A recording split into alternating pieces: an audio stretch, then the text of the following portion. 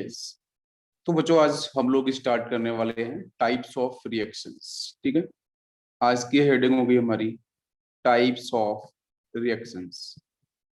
और ये जो बच्चों रिएक्शंस हैं ये आपकी ऑर्गेनिक केमिस्ट्री, ठीक है, जो हम लोग JEE mains plus advance plus CET इसमें ऑलरेडी कवर हो रहा है, तो बिल्कुल भी टेंशन नहीं लेना है। जितना भी सेक्शन हम लोग पढ़ेंगे उसमें से क्वेश्चंस डेफिनेटली आएंगे, ठीक है, और आप लोग बहुत अच्छा स्कोर कर पाओगे। तो सबसे पहले बच्चों बात करते हैं टाइप्स ऑफ रिएक्शन में। तो टाइप्स ऑफ रिएक्शन को एक साथ देख लेते हैं। फर्स्ट कैटेगरी बच्चों होती है एडिशन रिएक्शन। कौन सी होती है? Additional reaction. एडिशनल रिएक्शन को अगर मैं डिफाइन करूं तो बच्चों इसके दो पार्ट होंगे, ठीक है। First part is ionic reaction, ठीक है, first part is ionic reaction and second part is free radical addition reaction. Free radical addition reaction, ठीक। तो इस आयोनिक रिएक्शंस के अंदर आपके फर्दर दो पार्ट होंगे, उसको हम लोग नेक्स्ट सेक्शन में देखेंगे। अभी मैं बता रहा हूँ कि बेटा हमारी ऑर्गेनिक केमिस्ट्री के अंदर, ऑर्गेनिक केमिस्ट्री में फर्स्ट टाइप के जो रिएक्शंस हम लोग पढ़ने वाले हैं वो एडिशन रिएक्शन है। उस एडिशन रिएक्शन के दो पार्ट होंगे फर्दर। एक तो बेटा आयोनिक रिएक्शन वाला पार्ट होगा, दूसरा आपका फ्री रेडिकल रिएक्शन वाला पार्ट होगा, ठीक है। तो आयोनिक के अंदर दो पार्ट आएंगे। हम लोगों ने पढ़ा था आयनिक, तो आयंस मतलब बच्चों कैटाइंस और एनायंस, है ना, इनऑर्गेनिक में आता है। लेकिन हमारी ऑर्गेनिक केमिस्ट्री में कैटाइंस एनायंस कौन से होते हैं? तो आपको अच्छे से पता है, एनाइंस का मतलब बच्चों न्यूक्लियोफाइल से रिलेटेड है, ठीक है। न्यूक्लियोफाइल्स हम लोग सारे पढ़ चुके हैं। कैटाइंस रिलेटेड मतलब आपके इलेक्ट्रोफाइल्स होंगे, करेक्ट है। तो इसी को मैं एक्सपांड करूंगा नेक्स्ट सेक्शन के अंदर। अगर न्यूक्लियोफाइल आएगा तो न्यूक्लियोफाइल का बेटा एडिशन करेंगे, तो इसका नाम हो जाएगा न्यूक्लियोफिलिक एडिशन रिएक्शन। हम लोग बच्चों पढ़ रहे हैं एडिशन रिएक्शन। अगर इलेक्ट्रोफाइल का एडिशन होगा तो बोलेंगे इलेक्ट्रोफिलिक एडिशन रिएक्शन। तो पहले देखो, मुझे जनरलाइज, मैं आपको जनरलाइज कर रहा हूँ, यहाँ से चीजें बिल्कुल क्लियर समझ में आएंगी। देखो क्योंकि ये जनरल क्लासिफिकेशन है, तो सबसे पहले देखो मेरे साथ रिवाइज करो यहाँ पे कि आपका ये जो रिएक्शन है ऑर्गेनिक केमिस्ट्री में, ऑर्गेनिक केमिस्ट्री के अंदर आपके रिएक्शन में पहली कैटेगरी आती है एडिशन रिएक्शन। एडिशन का मतलब किसी भी चीज को ऐड करना, ठीक है। तो हमारी ये जो ऑर्गेनिक केमिस्ट्री है, जहां पे मैं जेई मेंस तक की भी बात कर रहा हूँ, एडवांस को मैं इंक्लूड करूंगा, जहां पे आपका कार्बीन और नाइट्रीन दो सेक्शन में अलग से पढ़ाऊंगा। कार्बीन प्लस नाइट्रीन, कार्बीन और नाइट्रीन की जो रिएक्शन है बच्चों वो थोड़ी सी डिफरेंट होती है। तो थोड़ी डिफरेंट, तो इसको हम लोग अलग ही, बिल्कुल अलग पढ़ने वाले हैं, क्योंकि ये दोनों के दोनों क्या होते हैं? इलेक्ट्रोफाइल्स होते हैं। दोनों के दोनों जो स्पीसीज हैं, और ये जो स्पीसीज ना रिएक्शन इंटरमीडिएट है, ये आपकी रिएक्शन इंटरमीडिएट है, कार्बीन और नाइट्रीन। जब किसी रिएक्शन को प्रोसीड कराते हैं तो रिएक्टेंट के बाद जो स्टेप आते हैं उसमें आपकी एक या एक से अधिक, एक हो सकता है, दो भी हो सकता है, तीन भी हो सकता है, चार भी हो सकता है, ट्रांजिशन स्टेट आपको देखने को मिलती है। तो उन ट्रांजिशन स्टेट में आपको मिलता है रिएक्शन इंटरमीडिएट। तो रिएक्शन इंटरमीडिएट कार्बन भी मिलेगा, नाइट्रीन भी मिलेगा। तो इसलिए इनको ना हम लोग अलग तरीके से पढ़ते हैं, क्योंकि हमारी बाकी ऑर्गेनिक केमिस्ट्री के साथ इनका मैचअप नहीं होता है, तो इसको हम बाद में देखेंगे, ठीक है। तो यहाँ पे पहली कैटेगरी आपकी एडिशन रिएक्शन है। तो एडिशन किसका? एडिशन में हम लोगों ने पढ़ा है कि भाई किस चीज का हम एडिशन कर सकते हैं। तो एडिशन करने के लिए हमारे पास ये देखो न्यूक्लियोफाइल है, हमारे पास इलेक्ट्रोफाइल्स है, और हमारे पास फ्री रेडिकल्स है। सभी को बात समझ में आ रही है? तो अगर फ्री रेडिकल का एडिशन होगा तो बोलेंगे फ्री रेडिकल एडिशन रिएक्शन। दिमाग में बिठा लो। आयोनिक रिएक्शंस की बात करेंगे, दो पार्ट हमारे पास, कैटाइंस एनाइंस। जैसे इनऑर्गेनिक में आपके पॉजिटिव नेगेटिव चार्ज स्पीसीज जो होती है, उसी तरीके से हमारे पास न्यूक्लियोफाइल इलेक्ट्रॉन रिच स्पीसीज है, इलेक्ट्रोफाइल इलेक्ट्रॉन डेफिशिएंट स्पीसीज है। तो जब मैं न्यूक्लियोफाइल को ऐड करूंगा तो मैं बोलूंगा न्यूक्लियोफिलिक एडिशन रिएक्शन। जब मैं इलेक्ट्रोफाइल को ऐड करूंगा, किसी डेफिशिएंट स्पीसीज को आपको मैं ऐड कराऊंगा, तो उसको मैं बोलूंगा इलेक्ट्रोफिलिक एडिशन रिएक्शन। इतनी बात क्लियर है? हम जनरलाइज केस की बात कर रहे हैं, बताओ सभी लोग बताओ, यहां तक क्लियर हो गया है फर्स्ट केस? अभी इसको ना मैं और ज्यादा एक्सपेंड करूंगा, पहले मैं एक केस को ले लेता हूं। अब इस एडिशन रिएक्शन को थोड़ा और मैं एक्सपांड कर देता हूं, थोड़ा और समझने के लिए। चलो इसी को मैं एक्सपांड कर देता हूं यहीं पे। तो एडिशन रिएक्शन में अब जरा बच्चों ये देखना, मैं सेकंड केस बाद में ले लूंगा, पहले इसको ही पूरा कर लेते हैं। तो एडिशन रिएक्शन में पहले मैं यहाँ पे लिख देता हूँ कि बच्चों न्यूक्लियोफाइल का एडिशन, तो न्यूक्लियोफिलिक एडिशन रिएक्शन, ठीक है। आयोनिक के टाइप की बात कर रहा हूँ।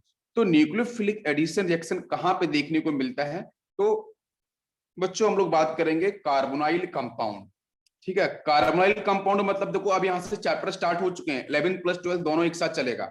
तो कार्बोनाइल कंपाउंड का मतलब जहां पे आपका C double bond O group present हो, ऐसे मॉलिक्यूल जहां पे C double bond O group present हो, this group is called carbonyl group. तो अगर कार्बोनाइल ग्रुप, अगर ये C double bond O group कहाँ कहाँ होता है बताओ? एसिड में होते हैं, एल्डिहाइड में होते हैं, कीटोन्स में होते हैं, ईस्टर में होते हैं, एमाइड में होते हैं, एनहाइड्राइड में होते हैं, हम लोगों ने अच्छे से पढ़ा है, एसिड हैलाइड में होता है। तो जहां जहां आपको C डबल बॉन्ड ग्रुप मिलेगा, कार्बोनाइल ग्रुप मिलेगा, तो उस कार्बोनाइल ग्रुप के साथ जब मैं यहाँ पे लेके आऊंगा एक न्यूक्लियोफाइल, तो न्यूक्लियोफाइल बच्चों क्या करेगा? दोनों बातें समझ लो ध्यान से, थोड़ा सा मैं कनेक्ट कर रहा हूं यहाँ पे। सबसे पहले क्या होगा कि ये ऑक्सीजन और कार्बन, इस कार्बोनाइल ग्रुप के अंदर कार्बन और ये ऑक्सीजन, दोनों में इलेक्ट्रोनेगेटिविटी किसकी अच्छी है? ऑक्सीजन की। तो पाई कहां पे जाएगा? ऊपर की तरफ जाएगा। तो यहाँ पे होगा डेल्टा माइनस, यहाँ पे होगा डेल प्लस कार्बन पे। अब कार्बन पे जैसे डेल प्लस आया है तो यहाँ पे न्यूक्लियोफाइल, ये इलेक्ट्रॉन रिच स्पीसीज है, तो ये इलेक्ट्रॉन रिच स्पीसीज फटाफट से क्लोज आएगी और यहाँ पे अटैक करेगी। अभी सिर्फ मैकेनिज्म नहीं बता रहा हूँ, बेसिक लॉजिक बता रहा हूँ दिमाग में बिठाने के लिए। तो यहाँ से देखो क्या बनने वाला है, ये बन जाएगा C पे O, आपका यहाँ पे माइनस हो जाएगा और यहाँ पे एक न्यूक्लियोफाइल अटैक कर देगा, बाकी दो बॉन्ड। तो आपको पता है पहले इसके पास क्या था? एक डबल बॉन्ड था, उसमें एक सिग्मा एक पाई, बाकी दो सिंगल बॉन्ड थे, तो 3 सिग्मा थे, एक पाई था। अब इसके पास क्या हो चुके हैं? 4 सिग्मा आप कन्वर्ट हो चुके हैं। तो आपको मेरी बात समझ में आ रही है क्या? न्यूक्लियोफिलिक एडिशन एक्शन, तो मैं एक बार फिर से समराइज करता हूँ।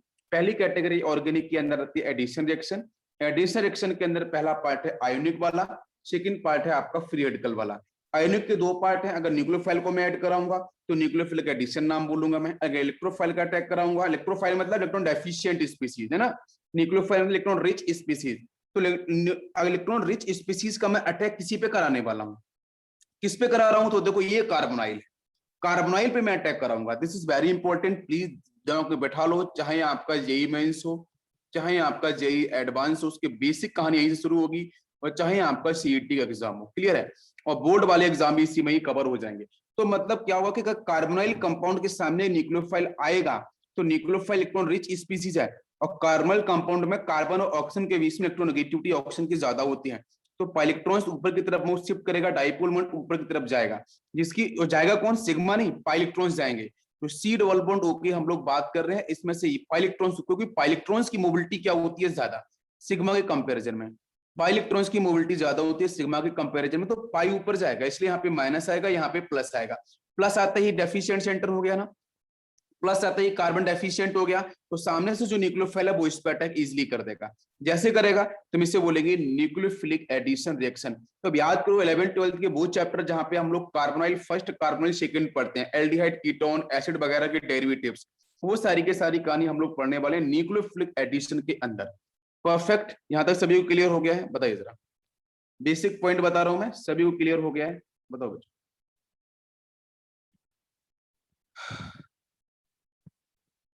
हम लोग जनरल केस की बात कर रहे हैं, सभी को क्लियर हो गया होगा?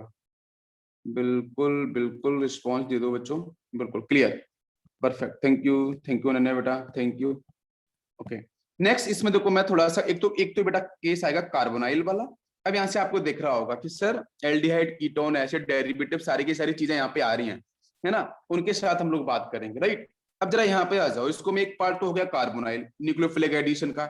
सेकेंड पार्ट की अगर मैं बात करूं तो बेटा यहाँ पे नाइट्राइल्स, ध्यान देना, जो नाइट्राइल्स वाले केस भी देखेंगे वो भी आपकी न्यूक्लियोफिलिक एडिशन का ही सेक्शन होगा। और एक पार्ट हम लोग और देखेंगे जहां पे आएगा आपका acid and base reaction. Acid and base reaction ये भी एक स्पेशल कैटेगरी आएगा, इसको भी मैं बताऊंगा, क्योंकि कार्बोनाइल ग्रुप में क्या होगा? कार्बोक्सिलिक एसिड आते हैं, एसिड के डेरिवेटिव्स आते हैं, वो एसिडिक नेचर होल्ड करते हैं, उनके सामने न्यूक्लियोफाइल आएगा, तो न्यूक्लियोफाइल इलेक्ट्रॉन रिच होता है जो बेस की तरह भी वर्क करता है, आपको पता है। तो यहाँ पे एसिड बेस रिएक्शन हुई कि नहीं हुई? अरे भाई कार्बोनाइल को अपन एसिड बोल सकते हैं ना, because it is a derivative of acid. Suppose अगर एसिड का डेरिवेटिव होगा और सामने न्यूक्लियोफाइल आपका बेस होता है, तो एसिड बेस रिएक्शन की भी कैटेगरी होगी। तो मैं बोल सकता हूँ न्यूक्लियोफिलिक एडिशन आपको 3 जगह देखने को मिलेगी, बहुत ही क्लियर समझ लो। न्यूक्लियोफिलिक एडिशन में carbonyl compound first category, very important, second is nitriles, और थर्ड आपको मिलेगा एसिड बेस का टाइप। ये तीनों केस आपको न्यूक्लियोफिलिक एडिशन में देखने को मिलेंगे। यहां तक क्लियर हो गया होगा? अब हम बात करेंगे यहीं पे इलेक्ट्रोफिलिक एडिशन रिएक्शन। तो इलेक्ट्रोफिलिक जो एडिशन रिएक्शन है ना, इसमें हमें क्या देखने को मिलेगा? तो जैसा हम लोगों ने बात की है कि यहाँ पे इलेक्ट्रोफाइल, यहाँ पे मैंने वर्ड यूज करूंगा इलेक्ट्रोफाइल, और इलेक्ट्रोफाइल के साथ बच्चों यहाँ पे एक वर्ड लिखा हुआ एडिशन, ठीक है, एडिशन, और उसके लास्ट में आपका है रिएक्शन। तो जैसे यहाँ पे देखा मैंने एडिशन, तो मैंने पहचान लिया कि ये आपका एडिशन वाला पार्ट है, ठीक है, एडिशनल वाला पार्ट है। यहाँ पे कोई किसका किसका एडिशन हो रहा है, इसमें एडिशन करना है इलेक्ट्रोफाइल का। इलेक्ट्रोफाइल का मतलब इलेक्ट्रॉन डेफिशिएंट, ठीक है, electron deficient, electron deficient species का एडिशन होना। न्यूक्लियोफाइल का अटैक अभी हम लोगों ने देख लिया, उसकी कैटेगरी समझ ली। अब इलेक्ट्रोफाइल में इलेक्ट्रो जो इलेक्ट्रॉन डेफिशिएंट सेंटर्स हैं, इसको अपन इलेक्ट्रोफाइल्स बोला था, हम लोग बहुत अच्छे से पढ़ चुके हैं सारी कैटेगरी। तो इलेक्ट्रोफाइल का जो एडिशन होगा उसको बोलेंगे इलेक्ट्रोफिलिक एडिशन रिएक्शन। इसमें कौन कौन से केस आते हैं, अब मैं बताने वाला हूँ हाइड्रोकार्बन, अब मैं बताने वाला हूँ हाइड्रोकार्बन। इसमें पहला एग्जाम्पल आता है एल्कीन, समझो ध्यान से, एल्कीन, एल्कीन मतलब कार्बन डबल बॉन्ड ये वाला, ठीक है। सेकेंड अगर मैं बात करता हूँ, आपका आता है यहाँ पे एल्काइन, एल्काइन का मतलब कार्बन ट्रिपल बॉन्ड कार्बन, ये ध्यान से समझो। तो मतलब देखो एक बात समझ लो अच्छे से, पहले मैंने क्या बोला जरा समराइज करते हैं, समझो ध्यान से स्टार्टिंग से। मैंने बोला एडिशन रिएक्शन फर्स्ट टाइप है। एडिशन मतलब कोई चीज जुड़ रही है, कोई चीज जोड़ी जा रही है, ठीक है। तो हमारे पास जोड़ने के लिए है क्या क्या ऑर्गेनिक केमिस्ट्री में, या तो इलेक्ट्रोफाइल है या न्यूक्लियोफाइल है, या हमारे पास फ्री रेडिकल्स है, या कार्बिन है या नाइट्रीन है। कार्बिन नाइट्रीन को हम लोग लास्ट में पढ़ेंगे अलग से, ठीक है, उनकी रिएक्शंस अलग तरीके से होती हैं। तो अभी हमारे पास तीन चीजें जोड़ने के लिए हैं, ये तो रेडिकल्स है, या आपके पास इलेक्ट्रोफाइल्स है, या आपके न्यूक्लियोफाइल्स हैं, ठीक है। रेडिकल्स और इलेक्ट्रोफाइल इलेक्ट्रॉन डेफिशिएंट होते हैं, न्यूक्लियोफाइल इलेक्ट्रॉन रिच होता है, इनका एडिशन कराना है। तो ध्यान से मुझे बताना कि जब मैं एडिशन कराऊंगा इलेक्ट्रोफाइल का, तो मैंने पहले बोला था कि इलेक्ट्रोफिलिक एडिशन रिएक्शन के आपके जो टाइप्स हैं, पहले टाइप की बात करेंगे तो आयोनिक, और सेकंड पार्ट की बात करेंगे तो आपका फ्री रेडिकल वाला, दो चीजें होगी। जब फ्री रेडिकल का एडिशन होगा तो बोलेंगे हम लोग फ्री रेडिकल एडिशन रिएक्शन, ठीक है। अब फ्री रेडिकल कैसा होता है, फ्री रेडिकल होता है इलेक्ट्रॉन डेफिशिएंट। अगर वो इलेक्ट्रॉन डेफिशिएंट तो कहां पे अटैक करेगा बताओ, इलेक्ट्रॉन रिच पे। कहां पे अटैक करेगा, इलेक्ट्रॉन रिच के साथ एडिशन करेगा। बात मेरी सबको समझ में आ रही है, मतलब सीधी सी बात यह है कि अगर इलेक्ट्रॉन डेफिशिएंट वाला सेंटर स्पीसीज होंगे, इलेक्ट्रॉन रिच की तरफ जाएंगे। अगर इलेक्ट्रॉन रिच वाला हुआ तो डेफिशिएंट की तरफ आएगा। तो यहीं पे मैं बोलूंगा कि अगर मैं न्यूक्लियोफाइल का अटैक कराता हूं, तो न्यूक्लियोफाइल एडिशन का मतलब क्या दिमाग में आना चाहिए कि न्यूक्लियोफाइल इलेक्ट्रॉन रिच है, वो किसकी तरफ अटैक करेगा, कहां पे अटैक करेगा, कहां पे एडिशन शो करेगा। तो वो एडिशन शो करेगा, कॉमन सेंस की बात है, वो एडिशन शो करेगा आपके इलेक्ट्रॉन डेफिशिएंट सेंटर पे। तो जहां पे उस इलेक्ट्रॉन डेफिशिएंट सेंटर मिलेगा, वहां पे जाकर न्यूक्लियोफाइल अटैक कर देगा। बिल्कुल सही, डेफिशिएंट, बिल्कुल ये लॉजिक दिमाग में बैठाओ पहले, ठीक है। फ्री रेडिकल क्या होता है, फ्री रेडिकल हम लोगों ने देखो डिस्कस किया था कुछ इस तरीके से ना बच्चों, this is free radical. 1 2 3 4 5 6 7 electrons होते हैं इसके पास, ठीक है। आपके यहाँ से देखो 1 2 3 4 5 6 और एक आपका 7, तो 7 मतलब ऑक्टेट इनकम्प्लीट। डेफिशिएंट है, कहां पे अटैक करेगा, इलेक्ट्रॉन रिच पे अटैक करेगा, बिल्कुल सही है। तो अब मैं वही बात कर रहा हूं कि जब हम आयोनिक की बात करें, दो पार्ट थे, इलेक्ट्रोफिलिक एडिशन और न्यूक्लियोफिलिक एडिशन। तो इलेक्ट्रोफाइल अटैक कहां पे करेगा, इलेक्ट्रोफाइल तो डेफिशिएंट होता है, तो कहां पे अटैक, इलेक्ट्रॉन रिच सेंटर पे अटैक कराएगा। तब देखो ध्यान से, ये जो एल्कीन है ना और जो एल्काइन है, इन दोनों को हम लोग ना इलेक्ट्रॉन रिच सेंटर के नाम से कॉल करते हैं। इलेक्ट्रॉन रिच सेंटर यहाँ पे मिलते हैं, क्यों, यहाँ पे इलेक्ट्रॉन डेंसिटी है। तो इलेक्ट्रॉन डेंसिटी में जब पाई बॉन्ड बनता है तो ओवरलैपिंग इस तरीके से होती है, तो बोलते हैं कार्बन तो आपके प्लेन में होते हैं, लेकिन जो इलेक्ट्रॉन डेंसिटी दोनों कार्बन के ऊपर होती है और नीचे होती है। क्या आपको मेरी बात समझ में आ रही है, बिल्कुल। तो इलेक्ट्रॉन डेंसिटी ऊपर और नीचे होने के चक्कर में ये बहुत इलेक्ट्रॉन रिच स्पीसीज माने जाते हैं आपकी एल्किन और एल्काइन। तो मतलब ये दोनों के दोनों न्यूक्लियोफाइल की तरह वर्क करेंगे, इलेक्ट्रॉन रिच की तरह वर्क करेंगे। तो इनके ऊपर जो अटैक होगा वो इजिली इलेक्ट्रॉन डेफिशिएंट सेंटर का अटैक हो जाएगा। तो मैं देखो यहाँ पे समराइज करता हूँ, इलेक्ट्रोफिलिक एडिशन रिएक्शन को, न्यूक्लियोफिलिक को मैं बता चुका हूँ। तो इलेक्ट्रोफिलिक एडिशन रिएक्शन को ध्यान से समझ लो बेटा। इलेक्ट्रोफाइल का अटैक है तो इसमें कौन कौन से केस आते हैं, पहला केस आपको मिलेगा यहाँ पे एल्कीन, और एल्कीन में आता है कार्बन डबल बॉन्ड। और इस केस में ये जो पाई इलेक्ट्रॉन्स यहाँ पे मिलेंगे, ये पाई इलेक्ट्रॉन्स रिस्पॉन्सिबल होंगे आपके इलेक्ट्रॉन रिच कंपाउंड बनाने के लिए। तो इसके पास बच्चों इजीली यहाँ पे एक इलेक्ट्रोफाइल आएगा, इलेक्ट्रॉन डेफिशिएंट सेंटर्स वाले आपकी स्पीसीज आएंगे, वो यहाँ पे अटैक करेंगे। अब कैसे करेंगे, तो वो सीन बताऊंगा मैं कि जब इलेक्ट्रोफाइल मान के चलो इस कार्बन के क्लोज आया, तो ये पाई इधर से इधर चला जाए, क्योंकि ये डेफिशिएंट है ना, तो यहाँ पे माइनस हो जाएगा, यहाँ पे प्लस। और जहां पे आपका नेगेटिव वाला सेंटर जैसे क्रिएट होगा ना, तो वहां पे इलेक्ट्रोफाइल अपना अटैक करेगा, और यहाँ से नई स्पीड कार्बन इस तरीके से, देखो ध्यान से, ये इस तरीके से इलेक्ट्रोफाइल यहाँ आपका डेवलप हो जाएगा। और यहाँ पे ऑलरेडी आपके 4 सिग्मा बॉन्ड आपको 1 2 3 4 आपको मिल जाएंगे। तो मतलब क्या है कि पहले पाई इलेक्ट्रॉन्स थे, यहाँ से सिग्मा बन चुके हैं, तो आपको पता है कि पाई कन्वर्ट सिग्मा में हो रहे हैं, तो ऑब्वियसली मॉलिक्यूल्स की जो स्टेबिलिटी है वो बढ़ती जा रही है। जब मैं बोलता हूँ पाइलेक्ट्रॉन्स की रिएक्टिविटी ज्यादा होती है, पाइलेक्ट्रॉन्स की मोबिलिटी ज्यादा होती है सिग्मा के कंपैरिजन में, ठीक है ना। तो जिसकी वजह से अगर पाई फिनिश हो रहा है, पाई की फिनिशिंग हो रही है, पाई खत्म हो रहा है, पाई इलेक्ट्रॉन्स खत्म हो रहे हैं, वो सिग्मा में कन्वर्ट हो रहे हैं, तो ऑब्वियसली वो स्टेबिलिटी की तरफ हमारा मॉलिक्यूल जा रहा है, तो हमारे किसी केमिकल रिएक्शन में स्टेबिलिटी की तरफ ही मूव करते हैं। इतनी बात समझ में आ गई। एल्कीन वाला पॉइंट क्लियर ना। अब आते हैं हम लोग एल्काइन को समझने के लिए। तो एल्काइन के अंदर बच्चों मिलता है कार्बन ट्रिपल बॉन्ड कार्बन। पहले मैं जनरलाइज कर रहा हूँ, रिएक्शन बाद में आएंगे, पहले दिमाग में बिठा लो कि इलेक्ट्रोफिलिक एडिशन रिएक्शन में सीन क्या होता है, न्यूक्लियोफिलिक एडिशन में जैसा अभी हम लोगों ने पढ़ा क्या सीन। अभी एल्काइन, तो एल्काइन में तो बच्चों यहाँ पे 4 पाई इलेक्ट्रॉन्स हैं, 1 2 3 4, बीच में सिग्मा होता है ना, 2 पाई इलेक्ट्रॉन, 2 पाई बॉन्ड होते हैं, तो 4 पाई इलेक्ट्रॉन्स की वजह से यहाँ पे पाई इलेक्ट्रॉन्स की मोबिलिटी बहुत ज्यादा, तो मतलब यहाँ पे ये समझ लो भाई 2 डबल बॉन्ड आ रहे हैं, तो ओवरलैपिंग बहुत तगड़ी और सही ढंग से होने वाली है, और जिसमें पाई इलेक्ट्रॉन्स ना आपके दोनों कार्बन के ऊपर ही दिखने वाले हैं। और कैसे देखो वो भी आप यहाँ पे एक बार ऑब्जर्व कर लो। मान लो एक आपका इस तरीके से हो गया ये वाला पी ऑर्बिटल, एक पी आपका यहाँ पे हो गया, ओवरलैपिंग की बात कर लो तो इसके साथ देखो इसकी ओवरलैपिंग हो गई, और इसके साथ देखो यहाँ पे इनकी ओवरलैपिंग, और नेक्स्ट ओवरलैपिंग देखो समझ सकते हैं कि इसकी ओवरलैपिंग इसके साथ और इसकी ओवरलैपिंग इसके साथ। तो देखो दोनों कार्बन के ऊपर, मतलब दोनों कार्बन यहाँ पे हैं, तो नीचे की साइड में ऊपर की साइड में कितने इलेक्ट्रॉन्स आपको दिख रहे हैं, इलेक्ट्रॉन डेंसिटी बढ़ चुकी है, तो मतलब जो एल्काइन है वो भी आपका इलेक्ट्रॉन रिच की तरह ही वर्क करता है, फाइल की ही वर्क। इसकी वजह से इस पर अटैक कौन करेगा, इलेक्ट्रॉन डेफिशिएंट इस पे इलेक्ट्रोफाइल्स अटैक करेंगे। तो this is the case of electrophilic addition reaction. Now we will summarise, फटाफट देखते हैं बच्चों। सबसे पहले हम लोगों ने क्या पढ़ा था, तो एक बार रिवाइज करते हैं फटाफट से। सबसे पहले बच्चों हम लोगों ने पढ़ा था कि एडिशन रिएक्शन, जरा आप लोग एक बार रिवाइज करो सभी मेरे साथ। देखो एडिशन रिएक्शन की हम लोगों ने हेडिंग डाली थी टाइप्स ऑफ रिएक्शन में, और इसमें मैंने बोला था कि एडिशन रिएक्शन में हमारी 2 केस थी। पहला पार्ट था हमारा आयोनिक रिएक्शन का, फर्स्ट पार्ट था हमारे पास आयोनिक रिएक्शन, और सेकेंड केस था हमारे पास फ्री रेडिकल रिएक्शन, ठीक है। अब आयोनिक रिएक्शंस, क्योंकि हमने अभी इतने सारे स्पीसीज पढ़े हैं, तो वहां पे क्या क्या पढ़ा था, इंटरमीडिएट हम लोगों ने क्या क्या पढ़े थे, हम लोगों ने पढ़े थे इलेक्ट्रोफाइल्स, न्यूक्लियोफाइल्स, आपके फ्री रेडिकल्स, कार्बिन नाइट्रीन। कार्बिन नाइट्रीन को बाद में पढ़ेंगे। अभी 3 बच्चे हमारे पास, इलेक्ट्रोफाइल बचा है, न्यूक्लियोफाइल बचा है, और हमारे पास क्या बचा हुआ है, फ्री रेडिकल्स बचा हुआ है।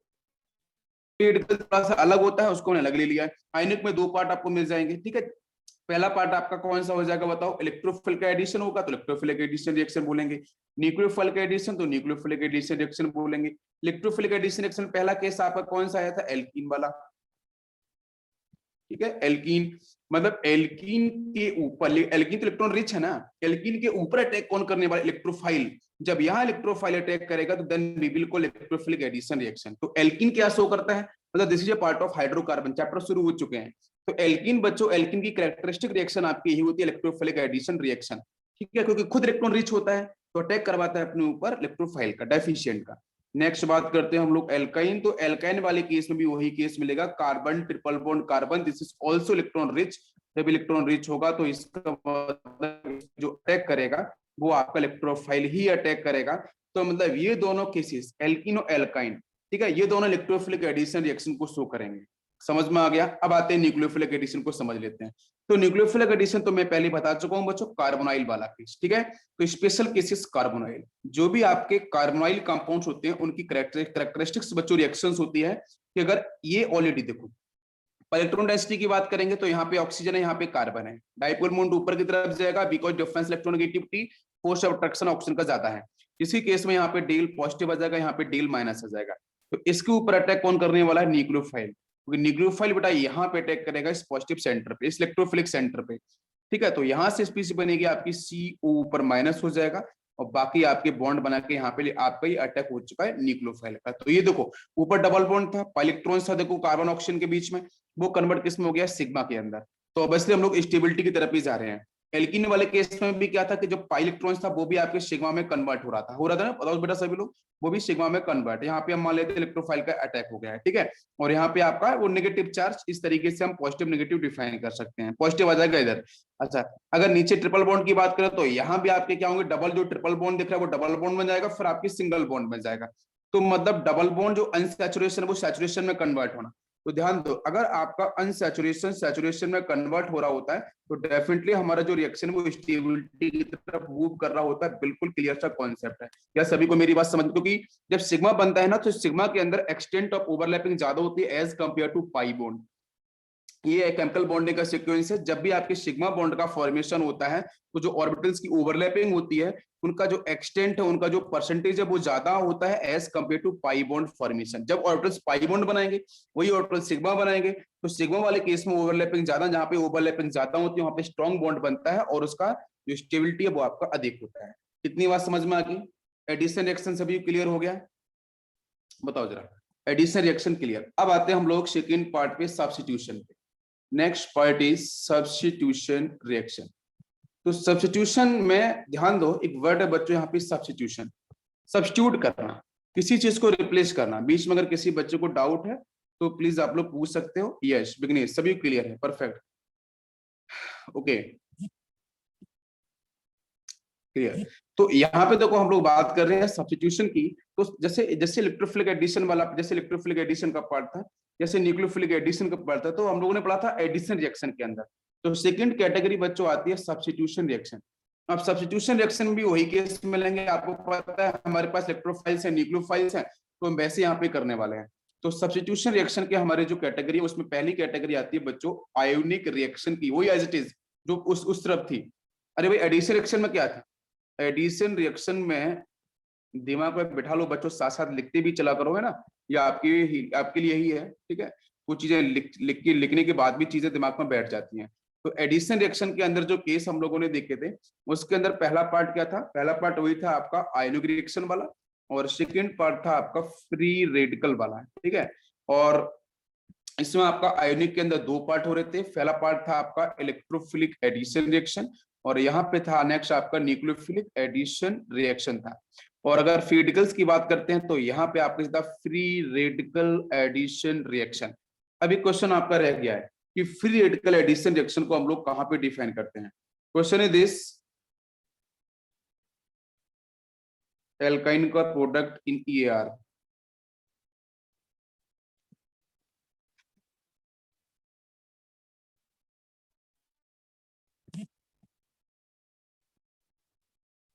चलो, तो यहाँ पे हम लोग बात कर रहे हैं एडिशन रिएक्शन। तो एडिशन रिएक्शन के अंदर पहली कैटेगरी है बेटा आपकी आयोनिक वाला, सेकंड आपका फ्री रेडिकल जिसमें electrophilic addition, second part is nucleophilic addition. यहाँ पे आएगा फ्री रेडिकल एडिशन रिएक्शन का टाइप। इलेक्ट्रोफिलिक एडिशन रिएक्शन को हम लोगों ने पढ़ा था बहुत अच्छे से, जिसमें आपका एल्कीन आया था, एल्काइन आया था, ठीक है? अरे कहाँ पे चेंज होगा बताऊंगा ना आप लोग, पर एक चीज आप समझ लो अच्छे से।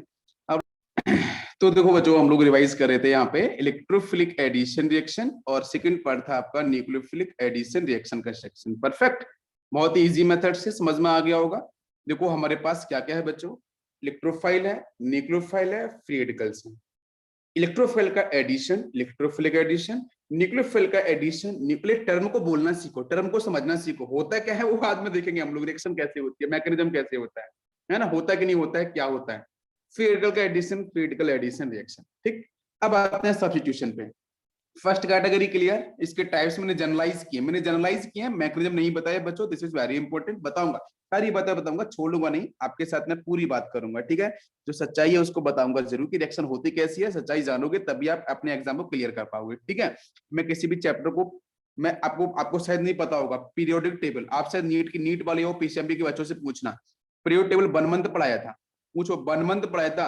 और बाकी बच्चे बताते हैं कि पीरियोडिक टेबल सर ना 6 डेज में फिनिश हो गया था, 6 डेज में पूरा नीट और जेईई सब बोल के खत्म करा दिया था लोगों ने। मैंने 1 मंथ पढ़ाया था, 1 मंथ क्या पढ़ाया था मुझे भी नहीं पता, मैं खुद भूल जाता हूँ। बच्चों को पता है कि 1 मंथ में हम लोगों ने क्या क्या पढ़ा था। तो इसलिए डेप्थ में पढ़ना जरूरी है, जानकारी पूरी लो, आधी मत लो, है ना? पूरे डॉक्टर बनो, आधे डॉक्टर मत बनो कि किसी की जान ही ले लो। तो बच्चों यहाँ पे तो हम लोग बात कर रहे हैं सब्स्टिट्यूशन। तो सब्स्टिट्यूशन रिएक्शन के अंदर, हाँ, सब्स्टिट्यूशन का समझ में आता है, पहले मीन समझो। सब्स्टिट्यूशन का मतलब है किसी कोई एक चीज, हाँ सर बहुत अच्छा पढ़ाया था पीरियोडिक टेबल, और उसमें बाकी कॉन्सेप्ट भी क्लियर हुए थे। हाँ विघ्नेश, परफेक्ट यार बेटा, बिल्कुल आप तो जानते हो, ठीक है? तो यहाँ पे सब्स्टिट्यूशन में क्या है कि मतलब एक चीज दूसरे को, जैसे मैं एग्जांपल देता हूँ, समझो ध्यान से, मैं यहाँ पे एग्जांपल देता हूँ। जैसे बच्चों मैंने यहाँ पे दिया ए, यहाँ लिया है बी, ए बी मेरा नाम है, ठीक है? और उसके सामने लेके आया मैं सी। तो ए बी मेरा नाम था, सामने आया सी, तो सी ने बच्चों क्या किया, इस बी को सब्स्टिट्यूट कर दिया, ठीक है। तो बी को किया सब्स्टिट्यूट, तो बच्चों यहाँ से बनेगा एसी, एसी कोई प्रोडक्ट है, आई डोंट नो क्या है, लेकिन बी यहाँ पे पहुंच गया है, ठीक है। तो ये आप मेरी बात समझ लो। तो सब्स्टिट्यूशन में क्या हुआ है कि सी ने बी को सब्स्टिट्यूट किया है। अब ये सब्स्टिट्यूट कैसे करेगा, तो we will discuss about nucleophilicity, we will discuss about nucleophilicity and nucleophile nature and basic nature. Strong nucleophile always substitute weak nucleophile, very important। हम लोगों ने पहले भी बोला था सब्स्टिट्यूशन वाला, जब मैं आपको पढ़ा रहा था वहां पे न्यूक्लियोफिलिसिटी, तो मैंने बोला था स्ट्रॉन्ग न्यूक्लियोफाइल, तो suppose C is a strong nucleophile, B आपका वीक न्यूक्लियोफाइल है, तो उस केस में दोनों ही न्यूक्लियोफिलिक नेचर है, दोनों ही न्यूक्लियोफिलिक नेचर है, तो एक न्यूक्लियोफाइल, एक स्ट्रॉन्ग न्यूक्लियोफाइल वीक न्यूक्लियोफाइल को सब्स्टिट्यूट करेगा, तो this is called nucleophilic substitution reaction, जिसके अंदर SN1, SN2 और SNI, SNAR पता नहीं कौन कौन से, और इंट्रा इंटर वाले केस मिलेंगे, अभी छोड़ दो, इसलिए बोलता हूँ छोड़ दो। SN1 SN2 से क्वेश्चन नहीं आते, SNI से क्वेश्चन आते हैं, इंट्रा इंटर से क्वेश्चन आते हैं, साइक्लिक से क्वेश्चन आते हैं, बताऊंगा। तो यहाँ पे सिंपल सा पॉइंट क्या है कि सी ने बेटा सब्स्टिट्यूट किया है बी को या ए को, लेकिन कीप इन माइंड कि बी भी न्यूक्लियोफाइल होना चाहिए, सी भी न्यूक्लियोफाइल होना चाहिए, तो एक स्ट्रॉन्ग न्यूक्लियोफाइल वीक न्यूक्लियोफाइल को सब्स्टिट्यूट करने वाला है, रिप्लेस करने वाला है, उसकी पोजीशन से हटाने वाला है, बात समझ में आ रही है। तो यहाँ से बनेगा AC plus B is the product, तो ये बेटा होगा न्यूक्लियोफिलिक सब्स्टिट्यूशन का पार्ट। क्या सभी को मेरी बात समझ में आ रही है, जनरल के दिमाग में बैठ रहा है कि कौन किसको कैसे करने वाला है, समझ में आ गया। अब बेटा बात करेंगे हम आयोनिक रिएक्शंस की तरफ, तो सब्स्टिट्यूशन में आयोनिक वाले पार्ट बच्चों, आयोनिक में यहाँ पे कौन से, इलेक्ट्रोफाइल वाला, न्यूक्लियोफाइल वाला, तो यहाँ पे फिर से वही पार्ट इलेक्ट्रोफाइल न्यूक्लियोफाइल, तो इलेक्ट्रोफिलिक सब्स्टिट्यूशन, और दूसरा केस बच्चों आ जाएगा न्यूक्लियोफिलिक सब्स्टिट्यूशन। तो न्यूक्लियोफिलिक सब्स्टिट्यूशन देखो ये है, आपको दिख ही रहा है। अब now we will come category, तो इलेक्ट्रोफिलिक सब्स्टिट्यूशन बच्चों देखने को मिलता है आपको कहाँ पे, एरोमेटिक कंपाउंड के साथ, कहाँ मिलता है, एरोमेटिक कंपाउंड, एरोमेटिक कंपाउंड बच्चों करते हैं न्यूक्लियोफिलिक सब्स्टिट्यूशन। अब जरा याद करो, समराइज करो फटाफट से, एडिशन रिएक्शन, बार बार बोलूंगा मैं, समराइज करो, आपका बिठाओ अच्छे से, है ना। पहले बेस को अच्छा बनाएंगे, आपको पता है ना, रोहित शर्मा उस दिन हमारी जो IPL की टीम थी, उसमें देखो कौन सी टीम अच्छा मैच जीतती, जिसका प्लेटफॉर्म बढ़िया बन जाता है, इनिशियल की 10 ओवर्स जो ओपनर्स अच्छा खेलते हैं, ठीक है ना। अपनी टीम इंडिया के अंदर भी जब बेस अच्छा बन जाता है, रोहित शर्मा शिखर धवन अच्छा खेलता है, देन उसके बाद जो प्लेयर्स आते हैं वो धड़ाधड़ मारते हैं और आराम से 300 प्लस मार्क्स स्कोर हो जाते हैं, होते हैं नहीं होते हैं। हाँ, तो वही चीज है, अपना बेस अच्छा होना चाहिए। और कुछ लोग क्या करते हैं, आते आते छक्के मारने शुरू करते हैं, कुछ लोगों ने किया है ऐसा पहले पढ़ा के, तो उस केस में नहीं, उस केस में आउट भी हो जाते हैं, क्योंकि बॉलर भी अच्छा होता है, ये बात आप जानते हो, ठीक है, परफेक्ट। तो आके आके आपको सीधे छक्के चौके नहीं मार रहे हैं, आपको पहले बेस अच्छा बनाना है, बेस अच्छा बनाएगा, बिल्डिंग अपनी मजबूत बनाएंगे, इतनी मजबूत बिल्डिंग बनाएंगे भाई साहब, हम सिलेक्शन पाएंगे सीधा IIT बॉम्बे, NIT, हमें सारे के सारे गेट मिल जाएंगे। Due to network I am leaving the lecture Aniket, okay ठीक है बेटा, मैं आपको लेक्चर रिकॉर्ड कर रहा हूँ, वो आपको मिल जाएगा, ठीक है। चलो, तो अब नाउ क्वेश्चन इज दिस कि एरोमेटिक कंपाउंड्स की अपन बात कर रहे हैं, तो अब एक मुझे जल्दी से बताओ, एडिशन का मतलब, आंखें बंद करो सभी लोग, सभी आईज बंद करो और ध्यान से सोचो, एडिशन का मतलब दो चीजें, एक तो आपके इलेक्ट्रोफाइल का एडिशन, न्यूक्लियोफाइल का एडिशन, दोनों आते हैं आपके आयनिक रिएक्शन के अंदर, है ना। फ्री रेडिकल का एडिशन तो बोलेंगे free radical addition reaction. Free radical addition reaction बच्चों कहां कहां पे हुए थे, बताओ मुझे, एल्कीन और एल्काइन, मैं बताऊंगा, एल्कीन और एल्काइन, एल्कीन और एल्काइन के अंदर, ठीक है, आपको फ्री रेडिकल एडिशन रिएक्शन में करके दिखाऊंगा कैसे होता है, क्या होता है, अभी समझ लो।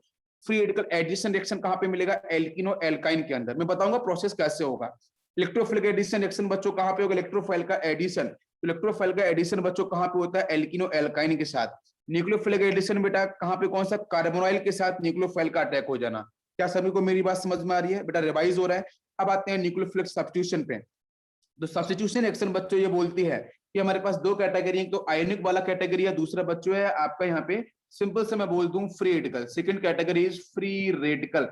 फ्री रेडिकल वाले केस में बच्चों बोल सकते हैं free radical substitution, because it is a part of substitution. पहले पार्ट क्या था, एडिशन वाला था, तो मैंने बोला था फ्री रेडिकल एडिशन रिएक्शन, ये है सब्स्टिट्यूशन वाला, तो उसको बोलेंगे फ्री रेडिकल सब्स्टिट्यूशन रिएक्शन। सभी को समझ में आ रहा है। पहले था एडिशन वाला, तो मैंने बोला EAR addition reaction, electrophilic addition. Second था आपका एडिशन का न्यूक्लियोफाइल, तो न्यूक्लियोफिलिक एडिशन। नेक्स्ट यहाँ पे सब्स्टिट्यूशन वाले केस की बात करेंगे, आयोनिक में तो हम बोलेंगे इलेक्ट्रोफिलिक सब्स्टिट्यूशन, यहाँ पे ESR, वहां पे EAR, यहाँ पे NSR, यहाँ पे NAR। बात समझ में आ रही है। यहाँ पे न्यूक्लियोफाइल का एडिशन। तो ना क्वेश्चन इज इसकी सर एरोमेटिक कंपाउंड मतलब बेंजीन से रिलेटेड, इसमें सर सब्स्टिट्यूशन क्यों होता है, ये तो एल्कीन की तरह है। आपको पता है ये कंपाउंड आपका प्रॉपर्ली एल्कीन की तरह ही है, डबल बॉन्ड आपको परफेक्टली दिख रहे हैं, जब सर ये एल्कीन की तरह है तो फिर यहाँ पे आपका सब्स्टिट्यूशन क्या होता है, यहाँ पे सब्स्टिट्यूशन क्या होता है, एडिशन सर क्यों नहीं होता है? एडिशन इसलिए नहीं होता है, मैं बताऊंगा, बिकॉज बेटा बेंजीन को पसंद है एरोमेटिक नेचर। बेंजीन को क्या पसंद है? बेंजीन बेटा इसलिए पॉपुलर है because of its aromatic nature, ये जबरदस्त स्टेबिलिटी शो करता है। अगर मैं यहाँ पे एडिशन करा दूंगा तो एडिशन कराने पे क्या मिलेगा, ध्यान से देखना जरा। मान लो ये पाई बॉन्ड यहाँ बना लिया, अगर मैंने सामने से, क्योंकि इलेक्ट्रॉन रिच है, अगर ये इलेक्ट्रॉन रिच है तो इसके सामने अटैक कौन करेगा? डेफिशिएंट वाला आएगा, इलेक्ट्रोफाइल। इलेक्ट्रोफाइल अगर यहाँ पे अटैक करेगा तो पहले पाई इधर चला गया, ये माइनस हो गया, ये प्लस हो गया। इलेक्ट्रोफाइल बेटा न्यूक्लियोफिलिक सेंटर पे अटैक कर दिया तो यहाँ पे पॉजिटिव आ जाएगा। अब ना क्वेश्चन इज दिस कि अगर यहाँ पे पॉजिटिव आ जाएगा तो क्या आपको डबल बॉन्ड जो पहले प्रेजेंट था आपके यहाँ पे बेंजीन के साथ, तो वो क्या डबल बॉन्ड फिर से आपको दिखाई देगा? तो नहीं दिखाई देगा, डबल बॉन्ड तो फिनिश हो गया ना। ये कुछ स्पीसीज यूं बन जाएगी, डबल बॉन्ड, यहाँ पे मिलेगा इलेक्ट्रोफाइल और यहाँ रहेगा पॉजिटिव चार्ज। अब मुझे बताओ कि यहाँ पे आपको कहीं भी जो बेंजीन का पहले नेचर था एरोमेटिसिटी वाला, उसकी स्टेबिलिटी परफेक्ट थी। अभी यहाँ पे इसकी जो स्टेबिलिटी, इसका जो एरोमेटिक नेचर है वो फिनिश हो चुका है। जब एरोमेटिक नेचर फिर तो बेंजीन बोलता है कि आपको जो भी करना है मेरे साथ कर लो, आप मुझे लेके चले जाओ, कोई दिक्कत नहीं, ठीक है, लेकिन मेरा जो एरोमेटिक नेचर है, मेरी जो स्टेबिलिटी है उसको डिस्टर्ब मत करो। डिस्टर्ब करो भी तो फिर से मेरी स्टेबिलिटी आप बना दो तो कोई दिक्कत नहीं है। तो ऐसा केस देखने को बच्चों मिलता है इलेक्ट्रोफिलिक सब्स्टिट्यूशन के अंदर ही, क्योंकि बेंजीन कभी भी इलेक्ट्रोफिलिक एडिशन नहीं करता है बिकॉज ये अपनी एरोमेटिसिटी को लूज कर देता है। क्या सभी को मेरी बात समझ में आ रही है? हो गया सर, परफेक्ट। मतलब बच्चों सभी क्लियर हुआ कि नहीं हुआ? ओके, सभी को समझ में आ गया होगा। यस, तो अभी हम फिर से इसे डिफाइन करते हैं, सब्स्टिट्यूशन रिएक्शन। तो सब्स्टिट्यूशन रिएक्शन में पहला पार्ट बच्चों इलेक्ट्रोफिलिक सब्स्टिट्यूशन रिएक्शन, ठीक है, और हाँ बिल्कुल करेक्ट। यहाँ पे हम इस तरीके से लिख लेते हैं इसको, पहला हम पार्ट कर लेते हैं आयोनिक वाला, ठीक है, आयोनिक रिएक्शन। आयोनिक का मतलब इलेक्ट्रोफाइल न्यूक्लियोफाइल से रिलेटेड है, this is first category. Second category में आएगा फ्री रेडिकल वाला केस, ठीक है, फ्री रेडिकल। आयोनिक के अंदर दो केस आपको मिलेंगे। पहला केस मैंने आपको बताया, यहाँ पे मिलेगा इलेक्ट्रोफिलिक सब्स्टिट्यूशन। इलेक्ट्रोफिलिक सब्स्टिट्यूशन आपको मिलता है एरोमेटिक कंपाउंड के साथ, ठीक है, एरोमेटिक कंपाउंड के साथ देखने को मिलता है। और सेकंड कैटेगरी आती है न्यूक्लियोफिलिक सब्स्टिट्यूशन रिएक्शन। और न्यूक्लियोफिलिक सब्स्टिट्यूशन कहाँ कहाँ मिलता है वो समझ लो। देखो इलेक्ट्रोफिलिक सब्स्टिट्यूशन में क्या था कि एक इलेक्ट्रोफाइल होगा दूसरे इलेक्ट्रोफाइल को सब्स्टिट्यूट करेगा, उसको बोलेंगे हम लोग electrophilic substitution reaction. Nucleophilic substitution में क्या होगा, एक स्ट्रॉन्ग न्यूक्लियोफाइल वीक न्यूक्लियोफाइल को सब्स्टिट्यूट करेगा, उसको बोलेंगे हम न्यूक्लियोफिलिक सब्स्टिट्यूशन रिएक्शन। जैसे एडिशन रिएक्शन था ना कि न्यूक्लियोफाइल का एडिशन होना तो न्यूक्लियोफिलिक एडिशन, इलेक्ट्रोफाइल का एडिशन तो इलेक्ट्रोफिलिक एडिशन, ठीक है, फ्री रेडिकल का एडिशन तो फ्री रेडिकल एडिशन रिएक्शन। उसी तरीके से यहाँ पे एक nucleophile strong nucleophile weak nucleophile को सब्स्टिट्यूट करेगा तो इसको बोलेंगे न्यूक्लियोफिलिक सब्स्टिट्यूशन। इसमें कौन कौन से केस आते हैं? एल्काइल हैलाइड चैप्टर, देखो ये बेंजीन आ गया है ना, एक चैप्टर बेंजीन वाला यहाँ पढ़ेंगे पूरा का पूरा हम लोग डेप्थ में। यहाँ पे एल्काइल हैलाइड आएगा सामने, फिर आपका आ गया यहाँ पे एल्कोहल आ गया, इसको भी हम लोग यहीं पढ़ेंगे। फिर आपका यहाँ पे ईथर वाला केस आ गया, ठीक है, फिर आपका यहाँ पे एमाइड वाला केस आ गया।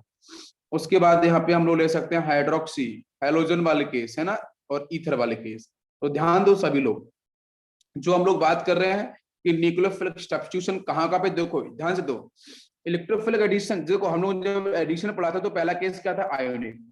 उसमें आपके हाइड्रोकार्बन आए थे, जरा याद करो, एल्कीन आया था, एल्काइन आया था, कार्बोनाइल कंपाउंड आए थे, क्लियर है ना। तो वो सारे के सारे चैप्टर वहां पे कवर होने वाले हैं, एडिशन वाले रिएक्शन। सब्स्टिट्यूशन वाले रिएक्शंस देखो आपके यहाँ पे एरोमेटिक आ गया तो एक चैप्टर यहाँ कवर हो जाएगा ये वाला, ठीक है, सारी रिएक्शंस एल्काइल हैलाइड ईथर है ना, और एल्कोहल्स एमाइड, ये सारे के सारे आपके यहाँ पे कवर हो जाएंगे, ठीक है, न्यूक्लियोफिलिक सब्स्टिट्यूशन के अंदर, जहाँ पे एक स्ट्रॉन्ग न्यूक्लियोफाइल वीक न्यूक्लियोफाइल को सब्स्टिट्यूट करेगा। नाउ वी विल कम कि बेटा यहाँ पे आपका सब्स्टिट्यूशन के अंदर free radical substitution, free radical substitution reaction कहाँ देखने को मिलता है?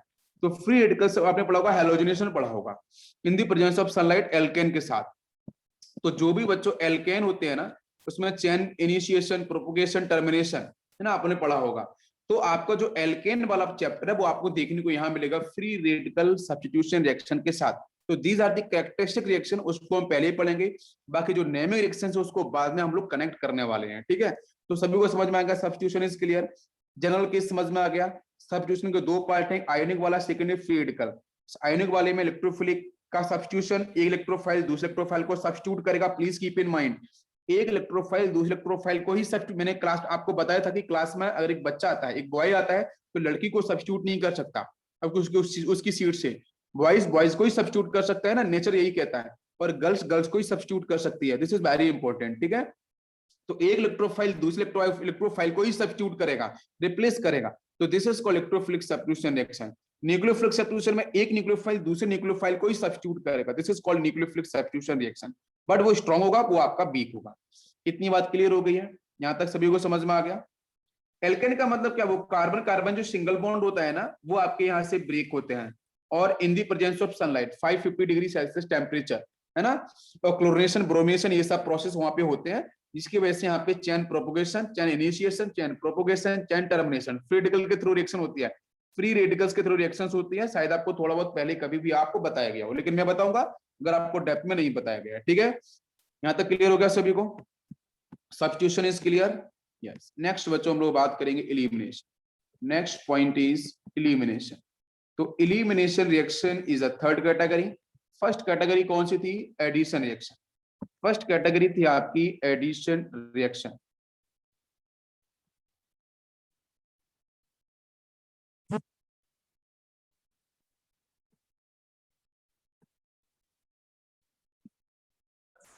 बच्चों आवाज आ रही है क्या? आई थिंक मैं होस्ट नहीं हूं, ऐसा कैसे?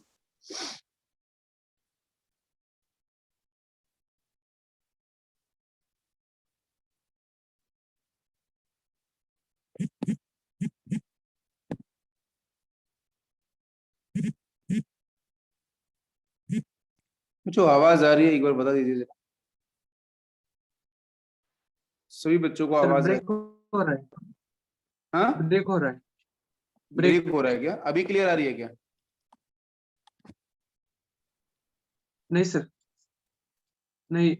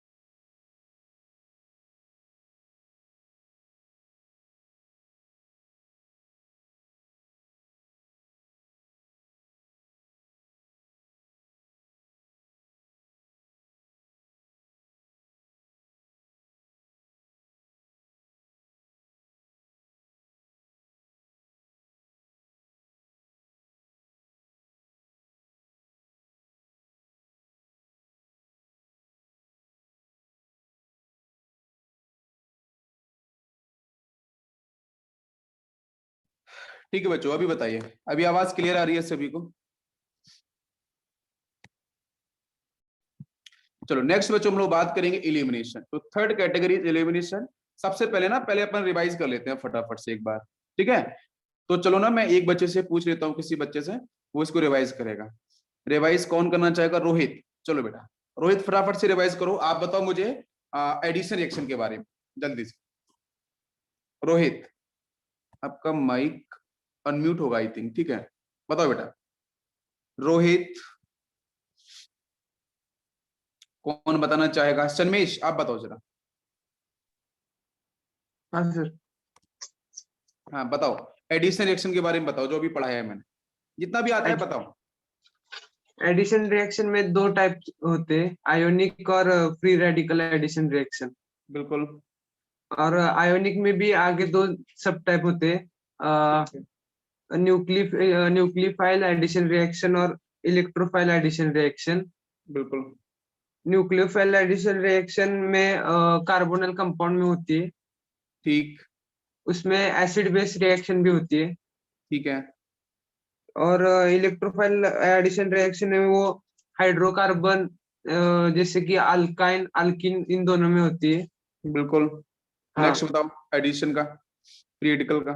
फ्री रेडिकल उनमें 7 इलेक्ट्रॉन्स ऑलरेडी प्रेजेंट होते हैं, ठीक, तो वो इलेक्ट्रॉन फ्री रेडिकल में डेफिशिएंट होते सीधा हैं। सा बोलो। पहले फ्री रेडिकल का इसको हम लोग पढ़ेंगे। हम पेरोक्साइड वगैरह का यूज करते हैं, ऑर्गेनिक पेरोक्साइड का यूज करते हैं, इनऑर्गेनिक पेरोक्साइड का भी यूज करते हैं, ठीक है। तो पेरोक्साइड में सबसे पहले क्या होता है, मैं प्रोसेस बताऊंगा, मैकेनिज्म, चैन आपका इनिशिएशन। उस केस में पहले रेडिकल्स बनते हैं, 2OH डॉट बनेंगे H2O2 से, ठीक है। तो फ्री रेडिकल का एडिशन, तो जब किसी न्यूट्रल मॉलिक्यूल के सामने फ्री रेडिकल्स आते हैं, इसलिए मैकेनिज्म बताऊंगा। जब किसी न्यूट्रल मॉलिक्यूल के सामने फ्री रेडिकल्स आते हैं बच्चों, तो neutral molecules will convert into free radical and free radical will convert into neutral molecules. तो मैं बताऊंगा वहां पे, ठीक है ना, मैकेनिज्म के अंदर। तो ये पार्ट आता है आपके फ्री रेडिकल एडिशन रिएक्शन का, जहां पे एल्कीन एल्काइन वाले सेक्शन देखने को मिलेंगे आपको, ठीक है। अब मैं पूछूंगा संदेश, संदेश बताओ जरा न्यूक्लियोफिलिक एडिशन के बारे में। पहले बताओ आप सब्स्टिट्यूशन के बारे में बताओ संदेश। होमोलिसिस के लिए बेस डेफिनेटली हम लोग पढ़ चुके हैं ना, फ्री रेडिकल्स वही बनते हैं होमोलिसिस के लिए base. Sunlight presence condition is very important, हम लोग पहले डिस्कस कर चुके हैं। बताओ अब जरा मुझे, मैं संदेश से पूछता हूँ, संदेश बताओ बेटा आपके सब्स्टिट्यूशन के बारे में सभी बच्चों को। संदेश आप हाँ यस सर। ठीक है, बताइए जरा सभी बच्चों को बताओ। Substitution reaction is shown by the benzene ring. Okay, starting से बताओ। सब्स्टिट्यूशन मतलब सब्स्टिट्यूशन में क्या करते हैं, एक स्ट्रॉन्ग पार्ट दूसरे पार्ट को सब्स्टिट्यूट करता है, वो strong nucleophile is strong nucleophile substitute the weak नहीं, nucleophile. पहले ये बोलो, नहीं पहले ये बोलो कि एक स्ट्रॉन्ग पार्ट, एक स्ट्रॉन्ग स्पीसीज वीक स्पीसीज को सब्स्टिट्यूट करती है। अब वो स्पीसीज कौन कौन सी हो सकती हैं, या तो इलेक्ट्रोफाइल हो सकता है, या न्यूक्लियोफाइल हो सकता है, या आपके रेडिकल्स हो सकते हैं, करेक्ट। अब आ जाओ आयनिक वाले पार्ट में, तो फिर आपको कौन सा मिलेगा, इलेक्ट्रोफाइल वाला पार्ट, एक न्यूक्लियोफाइल वाला पार्ट। तो न्यूक्लियोफाइल वाले पार्ट में क्या होता है, आपने अभी जस्ट बताया कि एक स्ट्रॉन्ग न्यूक्लियोफाइल वीक न्यूक्लियोफाइल को सब्स्टिट्यूट करेगा, तो हो जाएगा न्यूक्लियोफिलिक सब्स्टिट्यूशन। अब इलेक्ट्रोफिलिक सब्स्टिट्यूशन में क्या होगा बताओ जरा संदेश। हाँ सर। बताओ इलेक्ट्रोफिलिक सब्स्टिट्यूशन में इलेक्ट्रोफिलिक सब्स्टिट्यूशन में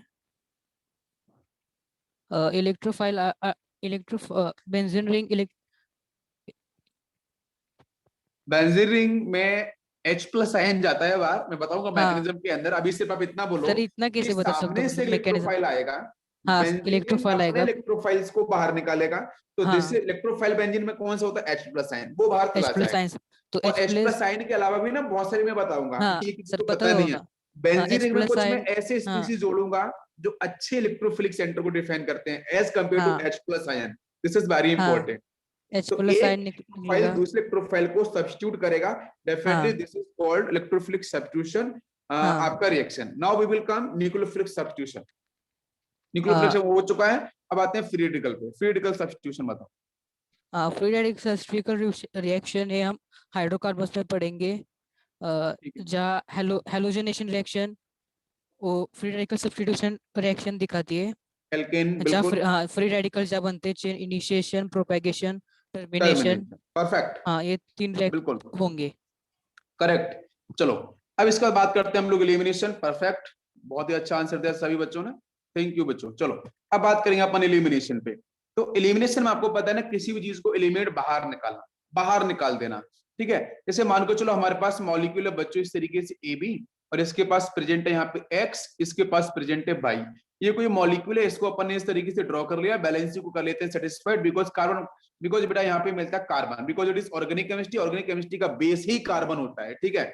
अभी समझो ध्यान से, यहाँ पे सीन कुछ ऐसा हुआ, मैं बताऊंगा कि यहाँ से बच्चों बाई ना, बाई अपने इस इलेक्ट्रॉन्स को, अपने इलेक्ट्रॉन्स को जिसने लिया ही, इस बी के इलेक्ट्रॉन्स को भी लेके बाहर आ गया, तो बेटा इस पे चार्ज आएगा बाई माइनस, अरे आएगा कि नहीं आएगा। और उसके साथ यहां से बाई माइनस तो बाहर चला गया, यहां से जब इसके पास आएगा बच्चों पॉजिटिव चार्ज, भाई बी का इलेक्ट्रॉन लेके बाई चला गया ना बाहर। अभी क्यों गया कैसे गया बताऊंगा बाद में, पहले प्रोसेस को समझ लो। इलिमिनेशन का मतलब क्या, इलिमिनेशन को समझते कैसे, इलिमिनेट होना। तो बाई तो बाहर चला गया, लेकिन इस बी एटम के इलेक्ट्रॉन्स को बाहर लेके, बी फॉर बॉय, ठीक है, उसको लेके, बी फॉर बनाना, उसको लेके बाहर चला गया। अब बी के पास आएगा पॉजिटिव चार्ज। अब पता है कि सामने वाला एटम ए है, उसके पास प्रेजेंट एक्स है, एक्स कोई एटम है, उसने अपने इलेक्ट्रॉन्स को यहाँ पे कर दिया रिलीज। बात समझ में आ रही है। उसने अपने इलेक्ट्रॉन्स को जैसे रिलीज किया, तो ये यहां से रिलीज हो जाएगा एक्स प्लस के फॉर्म में। तो ये स्पीशीज कन्वर्ट हो रही है ए डबल बॉन्ड बी। क्या आपको मेरी बात समझ में आ रही है? तो this process is called, this general process is called elimination. तो एलिमिनेशन में क्या हो रहा है, चीजें बाहर जा रही हैं। अभी पहले क्या पढ़ा था, चीजें एडिशन में क्या पढ़ा था, चीजें ऐड हो रही हैं। याद करो, चीजें ऐड हो रही हैं। तो ऐड जैसे आपका ये अनसैचुरेशन वाला है, इसमें चीजें ऐड करा दो। इलेक्ट्रोफाइल का एडिशन कराएंगे तो इलेक्ट्रोफिलिक एडिशन रिएक्शन, न्यूक्लियोफाइल का ऐड करेंगे तो nucleophilic addition reaction, free radical का एडिशन करेंगे तो फ्री रेडिकल एडिशन रिएक्शन करा था हम लोगों ने। उसका उल्टा एलिमिनेशन मुझे दिख रहा है। तो एलिमिनेशन में क्या किया मैंने, चीजों को बाहर निकाल रहा हूँ। बाहर कैसे निकाल रहा हूं मैं, प्रोसेस सारे के सारे प्रोसेस बताऊंगा। पहले दिमाग में बैठाओ, एलिमिनेशन का मतलब इधर से बाहर गया तो उस एटम के इलेक्ट्रॉन्स को लेके बाहर जाएगा, उस पे आएगा आपका सीधा पॉजिटिव चार्ज। इधर से एडिशेंट वाला जो अल्फा पोजीशन वाला जो एटम है उसके पास प्रेजेंट जो भी हाइड्रोजन होगा या जो भी होगा मैं बताऊंगा बाद में। हम लोगों ने ट्यूटोमेरिज्म के अंदर भी पढ़ा है ये वाला चीज, ट्यूटोमेरिज्म में पढ़ा था ना हम लोगों ने, ट्यूटोमेरिज्म में भी डिस्कस किया है। तो वहां पे इलेक्ट्रॉन्स को रिलीज कर देगा, डबल बॉन्ड बीच में आ जाएगा। परफेक्ट। अरे एक मॉलिक्यूल याद करो जहां पे फिनॉल बना था, अरे फिनॉल वाला सेक्शन ना, ये वाला देखो, ये कीटो सेक्शन दिया था ना मैंने इस तरीके से आपको, और यहाँ पे ट्यूटोमेरिज्म होके फिनॉल में कन्वर्ट हुआ था। परफेक्ट, सभी को याद होगा ना कि डबल बॉन्ड आपका लॉन्च हो गया था वहां पे। परफेक्ट। अब यहाँ से समझने वाली बात यह है कि यहाँ पे ये तो एलिमिनेशन का सेक्शन मैंने जनरल केस आपको बता दिया कि भाई साहब एक केस दूसरे केस के साथ क्या कर रहा है, आराम से यहाँ से इसको बाहर निकाल, एलिमिनेट कर रहा है, ये इसको बाहर निकाला। परफेक्ट, यहां तक समझ में आ गया सभी को? तो अब इस केस में दो केस आते हैं, अगर इसको मैं जनरलाइज करूं तो इसके आपको दो केस मिलेंगे। पहला केस आपको मिलेगा बच्चों एलिमिनेशन फर्स्ट टाइप का, और सेकंड केस मिलेगा एलिमिनेशन, और भी होते हैं, EICB भी होता है, मैं बताऊंगा EICB वाला केस बताऊंगा। ठीक है, EICB कॉन्जुगेट बेस के थ्रू एलिमिनेशन, कोप्स रिएक्शन उसमें आती है, आपके अमाइंस के साथ आती है। ठीक है, बताऊंगा मैं।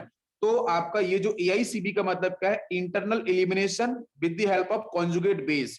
तो कॉन्जुगेट बेस वाला केस, ये केस आता है जेई एडवांस में, सीधा सीधा यहां से क्वेश्चन एडवांस में आता है, और पिछले साल भी आया था, इस साल भी आने के चांसेस बनेंगे बिल्कुल।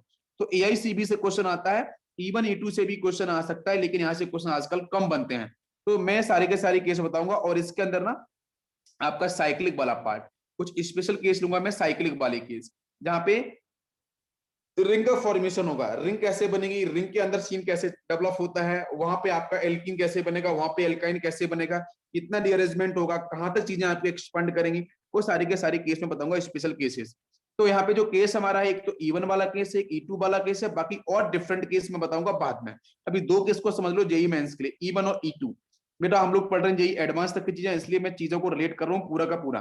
तो E1 E2 ये जो एलिमिनेशन वाला सेक्शन है, इनसे बच्चों जनरली देखने को मिलेंगे आपको हाइड्रोकार्बन्स। और कैसे हाइड्रोकार्बन्स मिलेंगे आपको, अनसैचुरेटेड, अनसैचुरेटेड हाइड्रोकार्बन्स देखने को मिलेंगे, लाइक एल्कीन, लाइक एल्काइन। मैं सीधा बोलूं तो बच्चों डबल बॉन्ड का फॉर्मेशन, ट्रिपल बॉन्ड का फॉर्मेशन, और मैं इजी बोलूं तो पाई बॉन्ड का फॉर्मेशन। खत्म।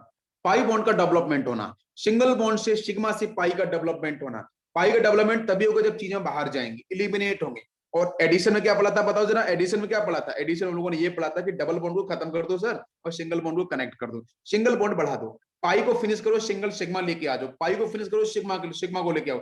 एलिमिनेशन में क्या होगा, एलिमिनेशन चीजें बाहर निकालेंगे, तो सिग्मा वाला फेज कन्वर्ट किस में होगा, आपके पाई के अंदर। बस इस जनरल केस को ध्यान रखो, E1 E2 आपके दो केस हो गए। परफेक्ट, सभी को समझ में आ गया? बताइए जरा, सभी बच्चों क्लियर हो गया?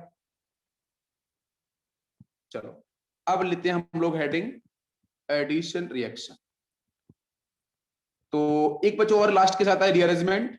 रीअरेंजमेंट वाला फोर्थ केस होता है, उसमें स्पेशल केसेस आएंगे ना, फ्राइज रीअरेंजमेंट आता है, और भी डिफरेंट टाइप के रीअरेंजमेंट आते हैं, स्मिथ रीअरेंजमेंट आएगा। हाँ बिल्कुल, स्मिथ, फ्राइज और डिफरेंट टाइप के रीअरेंजमेंट साइंटिस्ट के नाम पे आते हैं, मैं रिपीट करूंगा।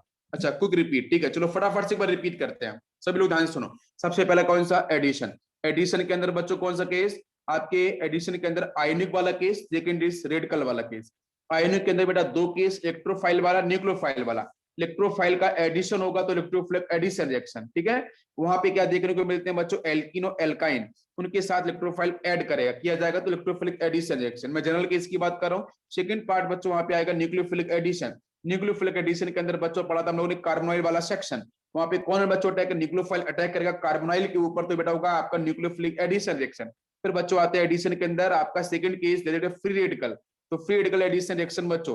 तो फ्री रेडिकल का एडिशन रिएक्शन बेटा कहां पे पढ़ेंगे हम लोग, एल्किनो एल्काइन के अंदर। मायो इफेक्ट, खरास इफेक्ट सबको चाहेंगे, पेरोक्साइड की हेल्प से। ये हो गया बच्चों आपका सीधा का सीधा केस एडिशन। सेकंड आते हैं हम लोग सब्स्टिट्यूशन पे।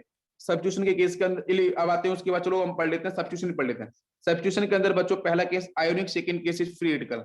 आयोनिक के अंदर दो कैटेगरी है, electrophilic substitution, second is nucleophilic substitution. Electrophilic substitution बच्चों वर्क करेगा आपके बेंजीन के साथ, एरोमेटिक कंपाउंड के साथ, ठीक है। ये इलेक्ट्रोफाइल दूसरे इलेक्ट्रोफाइल को क्या करेगा बच्चों, सब्स्टिट्यूट करेगा, ठीक है। उसके बाद बच्चों आते हैं न्यूक्लियोफिलिक सब्स्टिट्यूशन में, उसमें SN1 SN2 और भी आपके SNI और डिफरेंट टाइप के आपके केसेस वहां पे मिलेंगे, स्पेशल केसेस मैं बताऊंगा वहां पे। तो वहां पे न्यूक्लियोफिलिक सब्स्टिट्यूशन में क्या है कि एक स्ट्रॉन्ग न्यूक्लियोफाइल बेक न्यूक्लियोफाइल को सब्स्टिट्यूट करेगा, और सब्स्टिट्यूट करेगा, और मैंने आपको न्यूक्लियोफिलिसिटी पढ़ा चुका हूँ और बेसिसिटी पढ़ा चुका हूँ, तो वहां पे चीजें आपके लिए आसान हो जाएंगी, ठीक है। कौन सा अच्छा न्यूक्लियोफाइल, कौन सा वीक न्यूक्लियोफाइल, मैं बताऊंगा वहां पे, ठीक है। प्रोसेस स्टेबिलिटी ऑफ एनाइन के बेस पे। अब ध्यान से सुनना, यहाँ पे क्या होगा, एक स्ट्रॉन्ग न्यूक्लियोफाइल ने वीक न्यूक्लियोफाइल को सब्स्टिट्यूट किया, this is called nucleophilic substitution part. अब आते हैं फेडिकल सब्स्टिट्यूशन पे। फेडिकल सब्स्टिट्यूशन बेटा आता है एल्केन वाला पार्ट। तो एल्केन के साथ बच्चों हम लोग कराएंगे क्या, होमोलिसिस क्लीवेज, और उसके थ्रू बच्चों हम लोग कराएंगे halogenation process in the presence of sunlight 550 degree Celsius temperature, ठीक है ना। पेरोक्साइड वगैरह भी यूज कर सकते हैं एज ए रिएजेंट। तो उस केस में बेटा एल्केन शो करता है फ्री रेडिकल सब्स्टिट्यूशन रिएक्शन। उसके बाद बच्चों आता है एलिमिनेशन। एलिमिनेशन के बच्चों सीधे केस है क्या, कि चीजों को बाहर जाना, बाहर निकालना। बाहर निकालना मतलब सिग्मा को कन्वर्ट करना है पाई के अंदर। पाई में एल्कीन एल्काइन जो भी आते हैं वो सारे के सारे, मतलब मैं बोलूं तो सैचुरेटेड से अनसैचुरेशन में कन्वर्ट करना, अनसैचुरेशन को बढ़ा देना, सैचुरेशन कम कर देना, this is called elimination. Elimination में दो केस है, E1 और E2, और भी आते हैं EICB वगैरह कंजुगेट बेस की हेल्प से कैसे होता है मैं बताऊंगा बाद में। E1 E2 जो है वो दोनों के दोनों बच्चों अनसैचुरेटेड कंपाउंड का फॉर्मेशन करते हैं, डबल बॉन्ड ट्रिपल बॉन्ड का फॉर्मेशन करेंगे, सिग्मा को फिनिश करेंगे, सिग्मा को मिनिमाइज करेंगे। और लास्ट केस बच्चों आते हैं रीअरेंजमेंट रिएक्शन। उसमें कुछ इंपॉर्टेंट केसेस हैं, विद अभी साइंटिस्ट के नाम पे हैं, जैसे फ्राइज रीअरेंजमेंट है, स्मिथ रीअरेंजमेंट है। वो रीअरेंजमेंट कैसे होते हैं, किस तरीके से होते हैं मैं बताऊंगा उनको लास्ट में, वो स्पेशल केसेस होते हैं। सभी को समझ में आ गया, रिवीजन हो गया। Now we will come additional reaction. तो एडिशनल रिएक्शन बच्चों क्या बोलती है, बिल्कुल सभी को याद हो गया होगा, बिल्कुल करेक्ट। अब बेटा यहाँ पे हम लोग देखने वाले हैं कि हमारी एडिशन रिएक्शन क्या होने वाली है। तो एडिशन बेटा अमूल्या, परफेक्ट, सभी क्लियर हो गया, बताइए जरा। एडिशन रिएक्शन में हम लोगों ने पढ़ा था, बेटा बताओ जल्दी से, ये तो कितनी आसानी से याद होगा, अभी देखो याद हो जाएगा, ना रट्टा मार के बैठोगे, रात में सपने आएंगे, सपनों में केमिस्ट्री के साथ खेलोगे आप। तो पहला बच्चों केस आता है इलेक्ट्रोफिलिक एडिशन रिएक्शन, और सेकेंड नहीं मुझे लगता है सपने आते होंगे, आइसोमेरिज्म के सपने आते होंगे कभी कभी, ठीक है, या फिर जीओसी बन के भी सपने आते होंगे, है ना। वो वाले सपने खत्म हो गए ना, जो वो आते हैं सपने अजीब अजीब से, है ना, वो सपने खत्म हो गए होंगे, जिसको बोल रहा है बस स्वीट ड्रीम्स बोल देते हैं, वो सब खत्म हो गए हैं, अभी कुछ अलग अलग सपने आ रहे होंगे, ठीक है। चलो IIT वाले सपने आते होंगे, NIT वाले सपने आते होंगे, है ना, टॉप कॉलेज वाले सपने आते होंगे, मेरा उन सब गेट मेरा इंतजार कर रहे हैं, कब मैं पहला कदम रखूंगा एडमिशन के लिए IIT NIT के अंदर, पहला कदम मेरा कब रखा जाएगा भाई उस समय ना। आप इमेजिन करो थोड़ा, इज जस्ट इमेजिन, थोड़ा सा इमेजिन करो, एक सेकंड के लिए इमेजिन करो जरा, आप IIT के अंदर पहुंच रहे हो, आपके पेरेंट्स आपके साथ हैं, इमेजिन, क्या मतलब क्या मजा आने वाला है सीरियसली। ये चीजें मतलब आप सोच नहीं सकते हो कि वो जो पल होंगे वो पल कैसे होते हैं, बहुत ही अमेजिंग होते हैं, ठीक है। जो भी बच्चे यहाँ पे, जैसे अभी एक बच्चा अभी मेरे साथ जोड़ा हुआ है, वो नीट बैच का है, और भी बच्चे जो नीट बैच के बच्चे आए हैं उनकी भी बात कर रहा हूँ, वो एम्स वगैरह के अंदर अगर एंट्री करते हैं, पहला स्टेप मतलब बहुत ही कमाल, हाँ फील सर वो बहुत अमेजिंग होगा, बिल्कुल डेफिनेटली। तो उसी के लिए हम लोग काम कर रहे हैं, डेफिनेटली वहां तक पहुंचोगे, बस मेहनत करना है, यही एक चीज है, तो यही चीज आपको वहां तक लेके जाएगी, कोई दिक्कत नहीं है। एडिशन रिएक्शन की बात करते हैं, तो बच्चों पहला part addition, electrophilic addition, nucleophilic addition, free radical addition, सभी क्लियर हो गया, तीन के सबको पढ़ना है। तो सबसे पहले हेडिंग लेते हैं बच्चों हम लोग इलेक्ट्रोफिलिक एडिशन रिएक्शन की फर्स्ट हेडिंग। तो इलेक्ट्रोफिलिक एडिशन रिएक्शन बेटा आपको मैंने बताया था, electrophilic addition reaction is the perfect characteristic reaction of alkene. Alkene के बच्चों एक कैरेक्टरिस्टिक रिएक्शन होती है, इसके मैकेनिज्म्स क्या होते हैं उस पर करेंगे हम लोग चर्चा और डिस्कशन। तो देखते हैं बच्चों यहाँ पे इलेक्ट्रोफिलिक एडिशन रिएक्शन को हम समझें कैसे। तो देखो बच्चों, मैं यहाँ पे ना कुछ नोट लिखता हूँ, छोटा सा नोट लिखता हूँ, और वो नोट आपके लिए ना बहुत इंपॉर्टेंट हो। नोट में लिखूंगा मैं ए पाई बॉन्ड, अभी बीच स्क्रीनशॉट ले लेना, a pi bond behave, a pi bond behave as nucleophile, pi bond behave as nucleophile, ठीक है 10, ठीक है। Electrophile can attack, electrophile can attack on it to remove to remove the degree of unsaturation, to remove degree of unsaturation। पहले बच्चों बताओ यहाँ पे जो मैंने स्टेटमेंट लिखा है समझ में आ रहा है? If pi bond behave as nucleophile, मैंने बोला था पाई बॉन्ड जो है ना बेटा वो न्यूक्लियोफिलिक सेंटर की तरह वर्क करते हैं, वो इलेक्ट्रॉन रिच सेंटर की तरह इलेक्ट्रॉन रिच सेंटर की तरह वर्क करते हैं, ठीक। सो दस इलेक्ट्रोफाइल जो इलेक्ट्रॉन डेफिशिएंट है, इलेक्ट्रोफाइल का मतलब इलेक्ट्रॉन डेफिशिएंट है, electron deficient can attack, electron deficient species can attack on it. आपको पता है कि पाई बॉन्ड कैसा इलेक्ट्रॉन रिच है, तो इलेक्ट्रॉन डेफिशिएंट जो स्पीशीज है वो अटैक करेगी किसके ऊपर? On it, loss nucleophile centre के ऊपर। To remove the degree of unsaturation, कितने बच्चों को डीयू पता है बेटा? डबल बॉन्ड इक्विवेलेंट पता है कि नहीं? डिग्री ऑफ अनसैचुरेशन बेटा वही होता है, हम लोगों ने बहुत बार किया है, ठीक है। तो डबल बॉन्ड मतलब डबल बॉन्ड को फिनिश करना है, ट्रिपल बॉन्ड को फिनिश करना है, इससे बेस्ट डेफिनेशन कुछ भी नहीं हो सकती है, ये सबसे बेस्ट डेफिनेशन है, बहुत ही करेक्ट डेफिनेशन है। तो बच्चों यहाँ पे बात समझ में आ रही है? सभी बच्चों क्लियर हो रहा है? बताइए आप मुझे जल्दी से बताइए, यहाँ तक सभी बच्चों क्लियर हो रहा है? ओके, अब मैं ना यहाँ पे थोड़ा मैकेनिज्म को समझाता हूँ, ध्यान देना।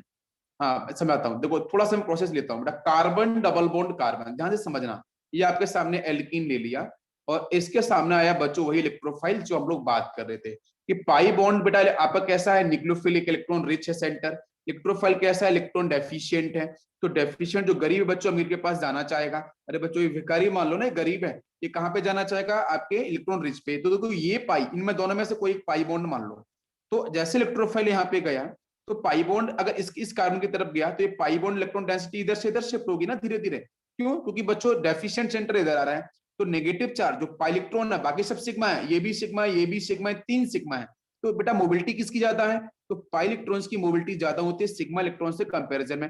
तो पाई चलना शुरू करेगा, तो पाई उस कार्बन की तरफ चलना शुरू करेगा जिसकी तरफ इलेक्ट्रोफाइल अटैक करेगा, जिसकी तरफ इलेक्ट्रोफाइल क्लोज आएगा। तो मान लो इलेक्ट्रोफाइल इधर क्लोज आया, तो इलेक्ट्रॉन डेंसिटी ना आपकी इधर से इधर चलनी शुरू होगी। क्या आपको मेरी बात समझ में आ रही है? तो कहीं ना कहीं इस पे चार्ज कैसा आएगा? पार्शली पॉजिटिव चार्ज, इस पे पार्शली नेगेटिव चार्ज। सभी को मेरी बात समझ में आ रही है? बताइए जरा, सभी बच्चों को बात क्लियर है? अब नाउ क्वेश्चन इज इलेक्ट्रोफाइल क्या चल के आएगा? नहीं, वो जो नेगेटिव चार्ज है, जो पार्शली नेगेटिव चार्ज है, उसका मूवमेंट हम इधर से इधर डिफाइन करेंगे, ठीक है। तो वो नेगेटिव चार्ज इसके साथ बॉन्डिंग में फॉर्मेशन करेगा। तो ये जो पहली स्टेप बच्चों जो दिख रही है, this is called slow step, this is called slow step. बहुत ही स्लो स्टेप होती है ये प्रोसेस, बहुत ही स्लो होता है। इलेक्ट्रॉन धीरे धीरे बच्चों उस कार्बन की तरफ शिफ्ट हो रहे होते हैं, उस पे नेगेटिव आएगा, एडेसेंट पे पॉजिटिव आएगा, इलेक्ट्रोफाइल का अटैक हो रहा होगा। Very slow step, RDS, rate determining step, chemical kinetics में आता है बच्चों। रेट डिटरमाइनिंग स्टेप, रेट को डिफाइन करने के लिए कौन सी स्टेप होती है? तो स्लो स्टेप। स्लो स्टेप बच्चों आपकी यही होगी, इसको ध्यान रखना पड़ेगा। तो इसके साथ बच्चों यहाँ बनेगा, कार्बन पे आ जाएगा यहाँ परफेक्टली पॉजिटिव चार्ज, और बाकी देखो यहाँ पे इलेक्ट्रोफाइल पूरी तरीके से अटैक कर दिया है, नेगेटिव खत्म हो चुका है, और बाकी आपको सिग्मा में फॉर्मेशन हो चुका है। क्या सभी को मेरी बात समझ में आई? अब सुनना बच्चों ध्यान से, एक क्वेश्चन मैं पूछूंगा आपसे यहाँ पे कि जब बच्चों इलेक्ट्रोफाइल होगा ना, उस इलेक्ट्रोफाइल के साथ संदेश बेटा आंसर करना, उस इलेक्ट्रोफाइल के साथ एक न्यूक्लियोफाइल है। जब मैं इलेक्ट्रोफाइल का न्यूक्लियोफाइल, इसको मुझे अगर ब्रेक करना है, इसको मुझे अलग अलग करना है, और अलग करने का मतलब क्या है? यहाँ से इलेक्ट्रोफाइल E+ हो गया, न्यूक्लियोफाइल आपका Nu- हो गया। और आपको पता है कि जहां पे इलेक्ट्रोफाइल प्रेजेंट होगा वहां पे न्यूक्लियोफाइल भी होता है, जहां न्यूक्लियोफाइल होगा वहां पे इलेक्ट्रोफाइल्स भी होते हैं, ठीक है। तो पॉजिटिव नेगेटिव चार्ज तभी डेवलप होगा जब कोई लेने वाला है, जब कोई देने वाला है। मेरी बात समझ में आ रही है? तो क्वेश्चन ये है कि जब इलेक्ट्रोफाइल और न्यूक्लियोफाइल का फॉर्मेशन होगा, तो दिस स्टेप है स्लो स्टेप और फास्ट स्टेप। ये स्लो स्टेप होती है कि फास्ट स्टेप होती है?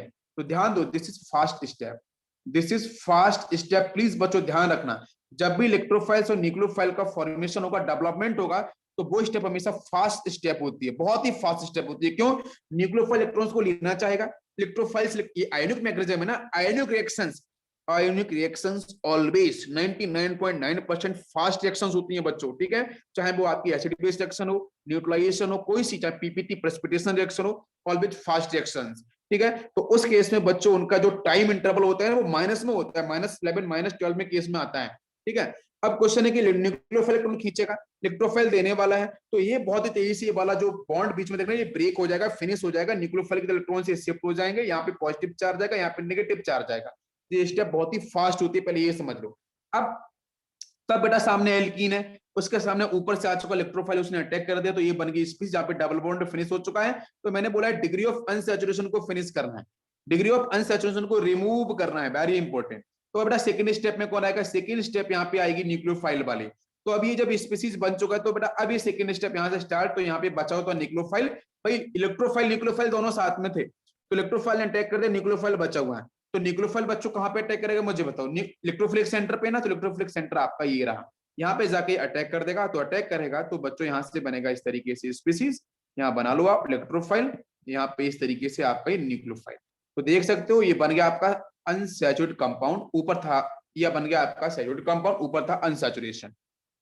और सेकंड स्टेप बच्चों होती है बहुत फास्ट स्टेप होती है, जब न्यूक्लियोफाइल अटैक कर रहा होता है। मेरी बात समझ में आ रही है? जब आपका इलेक्ट्रोफाइल अटैक करेगा तो स्लो स्टेप होती है, उसको बोलते हैं रीडिटरमाइनिंग स्टेप। सेकंड स्टेप होती है न्यूक्लियोफाइल की, तो बेटा उसको बोलते हैं हम लोग फास्ट स्टेप। कितनी बात क्लियर हो गई है, सभी को समझ में आ गया? तो मैं यहाँ पे ना नोट करता हूँ, जो चीजें हम लोगों ने पढ़ी है उसको मैं नोट कर लेता हूँ, ध्यान दो। तो पहले नोट में बात करेंगे कि electrophile added in RDS, rate determining step, and not nucleophile। Clear है सभी को? First point. Second point, rate of reaction directly proportional to stability of formed carbocation.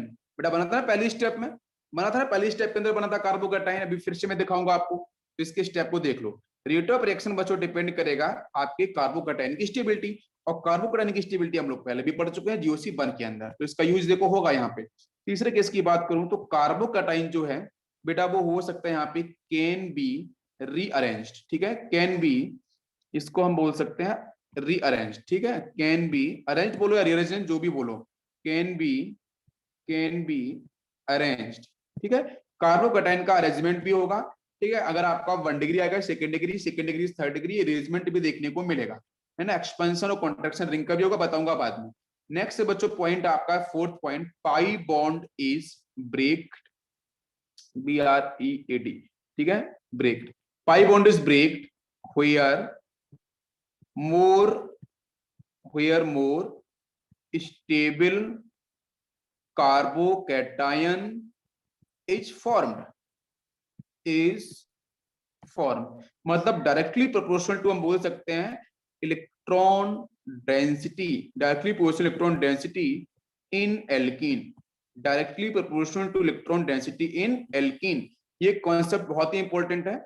और इसके बाद बच्चों में इसी को और भी रिलेट कर सकता हूँ, directly electron density of alkene, या फिर हम बोलूं कि directly proportional to electron donating group in alkene. ये जीओसी का पार्ट है, यहीं पे इंट्रोड्यूस कर दे रहा हूं मैं। और inversely proportional to electron withdrawing group, ठीक है, in alkene. This is also a part, important section, मैंने दोनों को डिस्कस यही कर दिया है, electron withdrawing, electron donating group, ठीक है।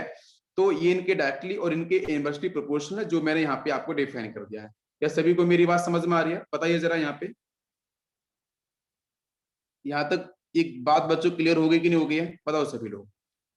तो जो रेट ऑफ रिएक्शन, ठीक है, संदेश क्लियर है।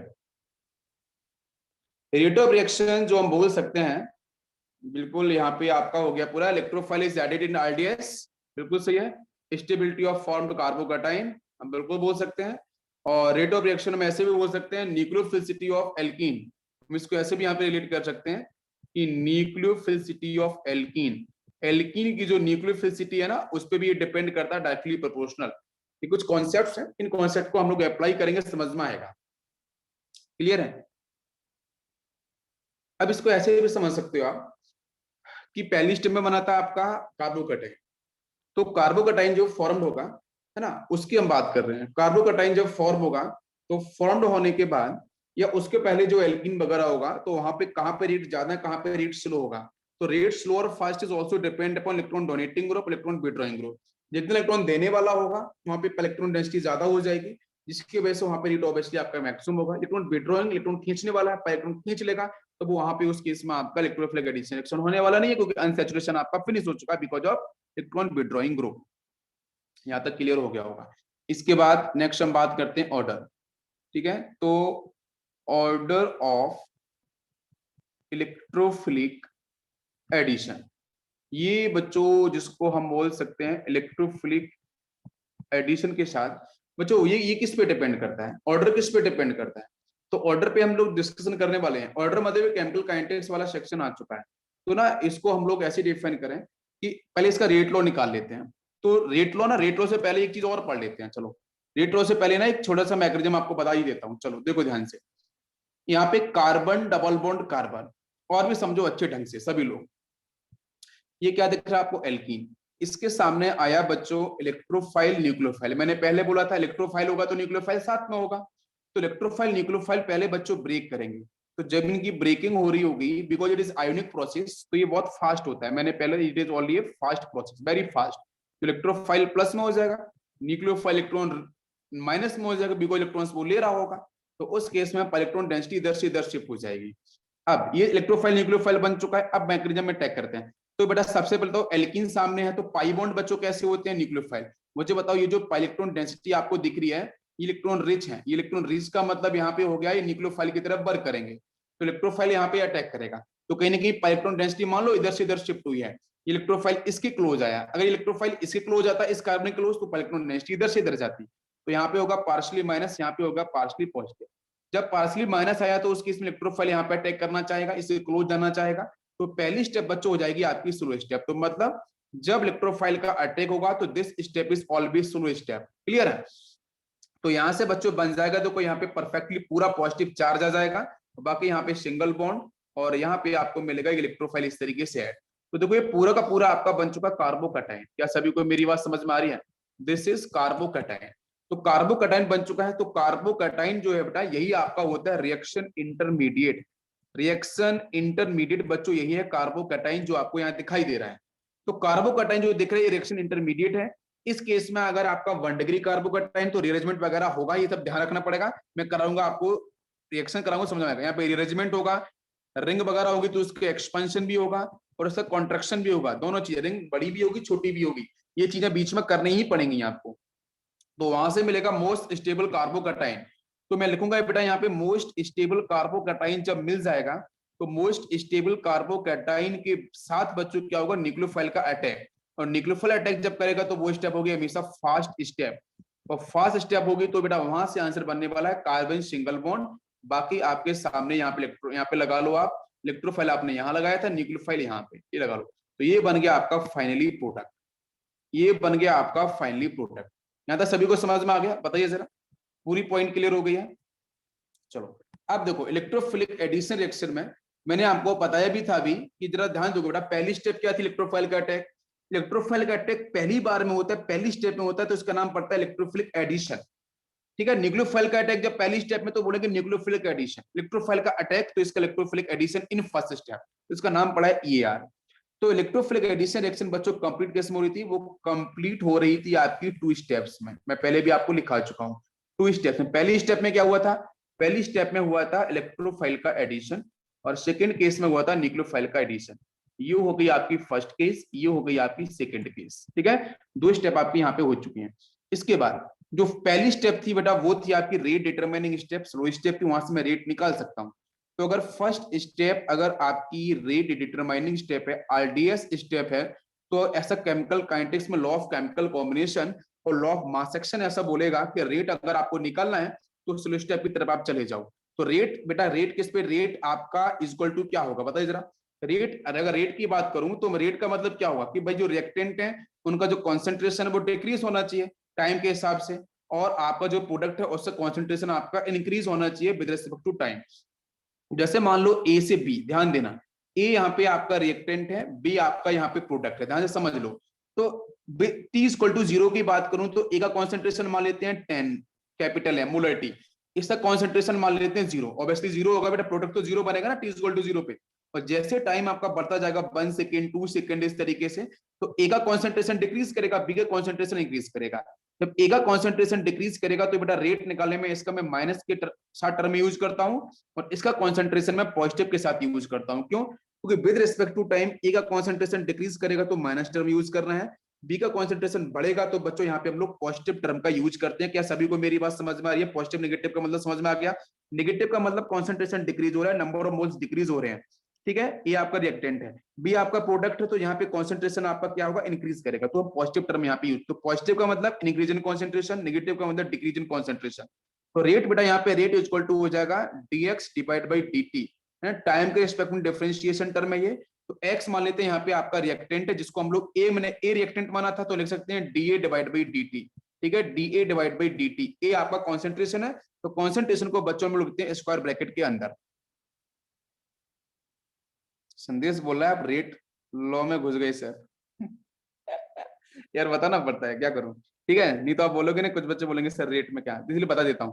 तो dx डिवाइड बाई dt अब इक्वल टू यहाँ पे समझो, ये तो डिफरेंशिएशन के रिस्पेक्ट में टर्म हो गया, और बाकी मैं लिखूं तो k law of mass action बोलता है ऐसा कि कॉन्सेंट्रेशन के डायरेक्ट। तो यहाँ पे बेटा आपकी स्लो स्टेप क्या थी? स्लो स्टेप में कौन कौन चीजें थी? ये तो सबस्ट्रेट था, सबस्ट्रेट मतलब क्या? जो मेन रिएक्टेंट, और बाकी जो इलेक्ट्रोफाइल का अटैक था, दोनों थे कि नहीं थे? तो यहाँ पे लिख सकता हूँ सबस्ट्रेट इसकी पावर 1 इनटू इलेक्ट्रोफाइल उसकी पावर 1।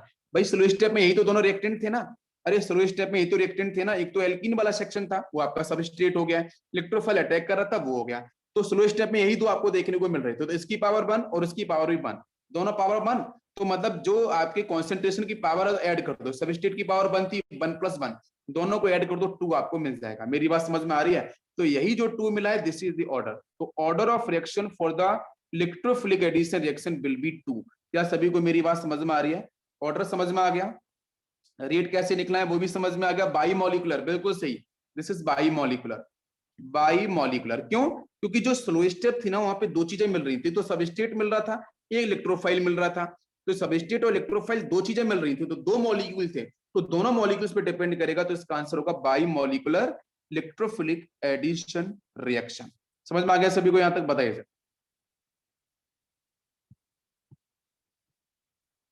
यहां तक सभी क्लियर हुआ कि नहीं हुआ? कौन सा पॉइंट क्लियर नहीं हुआ?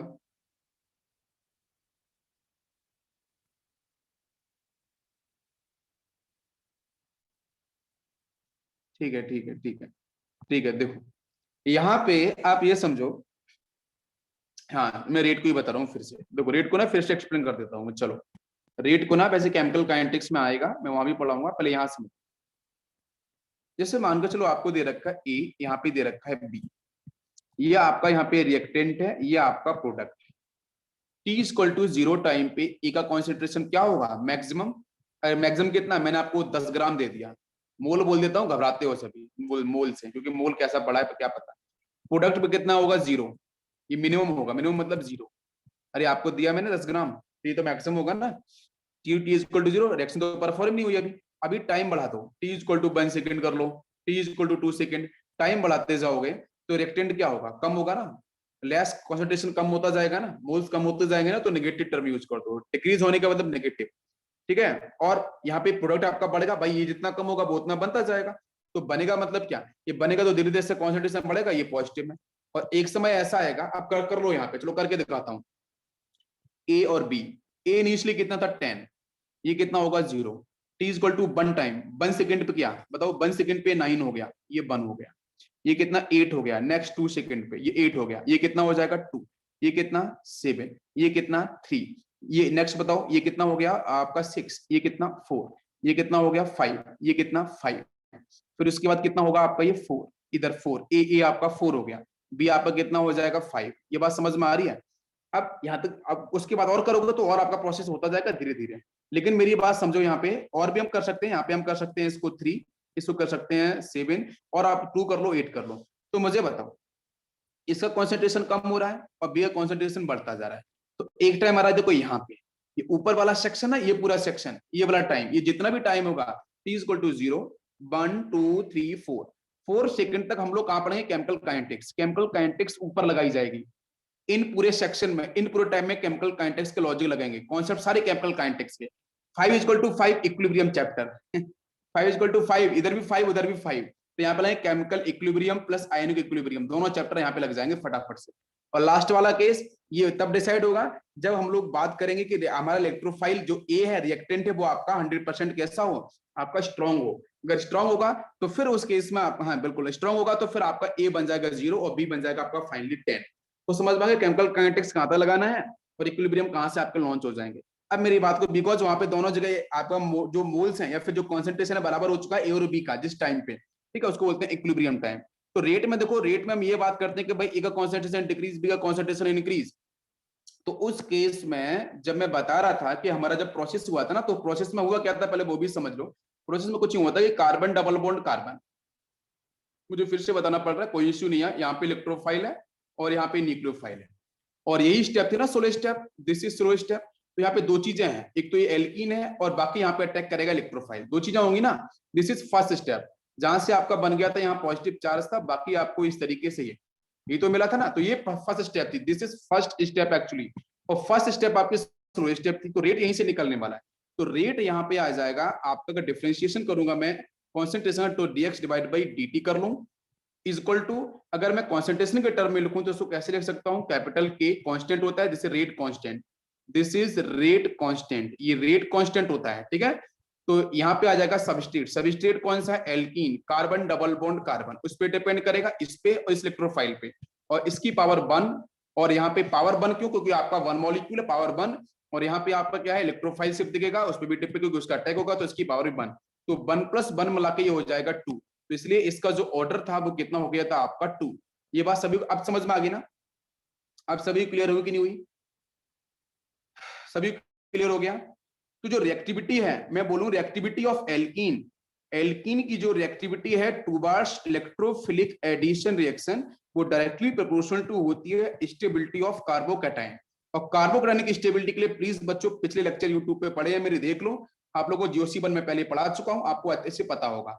और मेजर और minor product will decided by Markovnikov का रूल, वो कैसे आएगा क्या आएगा उस पर मैं बताऊंगा कल, ठीक है।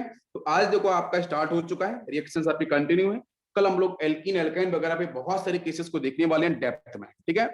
तो आज के सेक्शन को अच्छे से आप लेक्चर को देख लेना। थैंक यू बच्चों।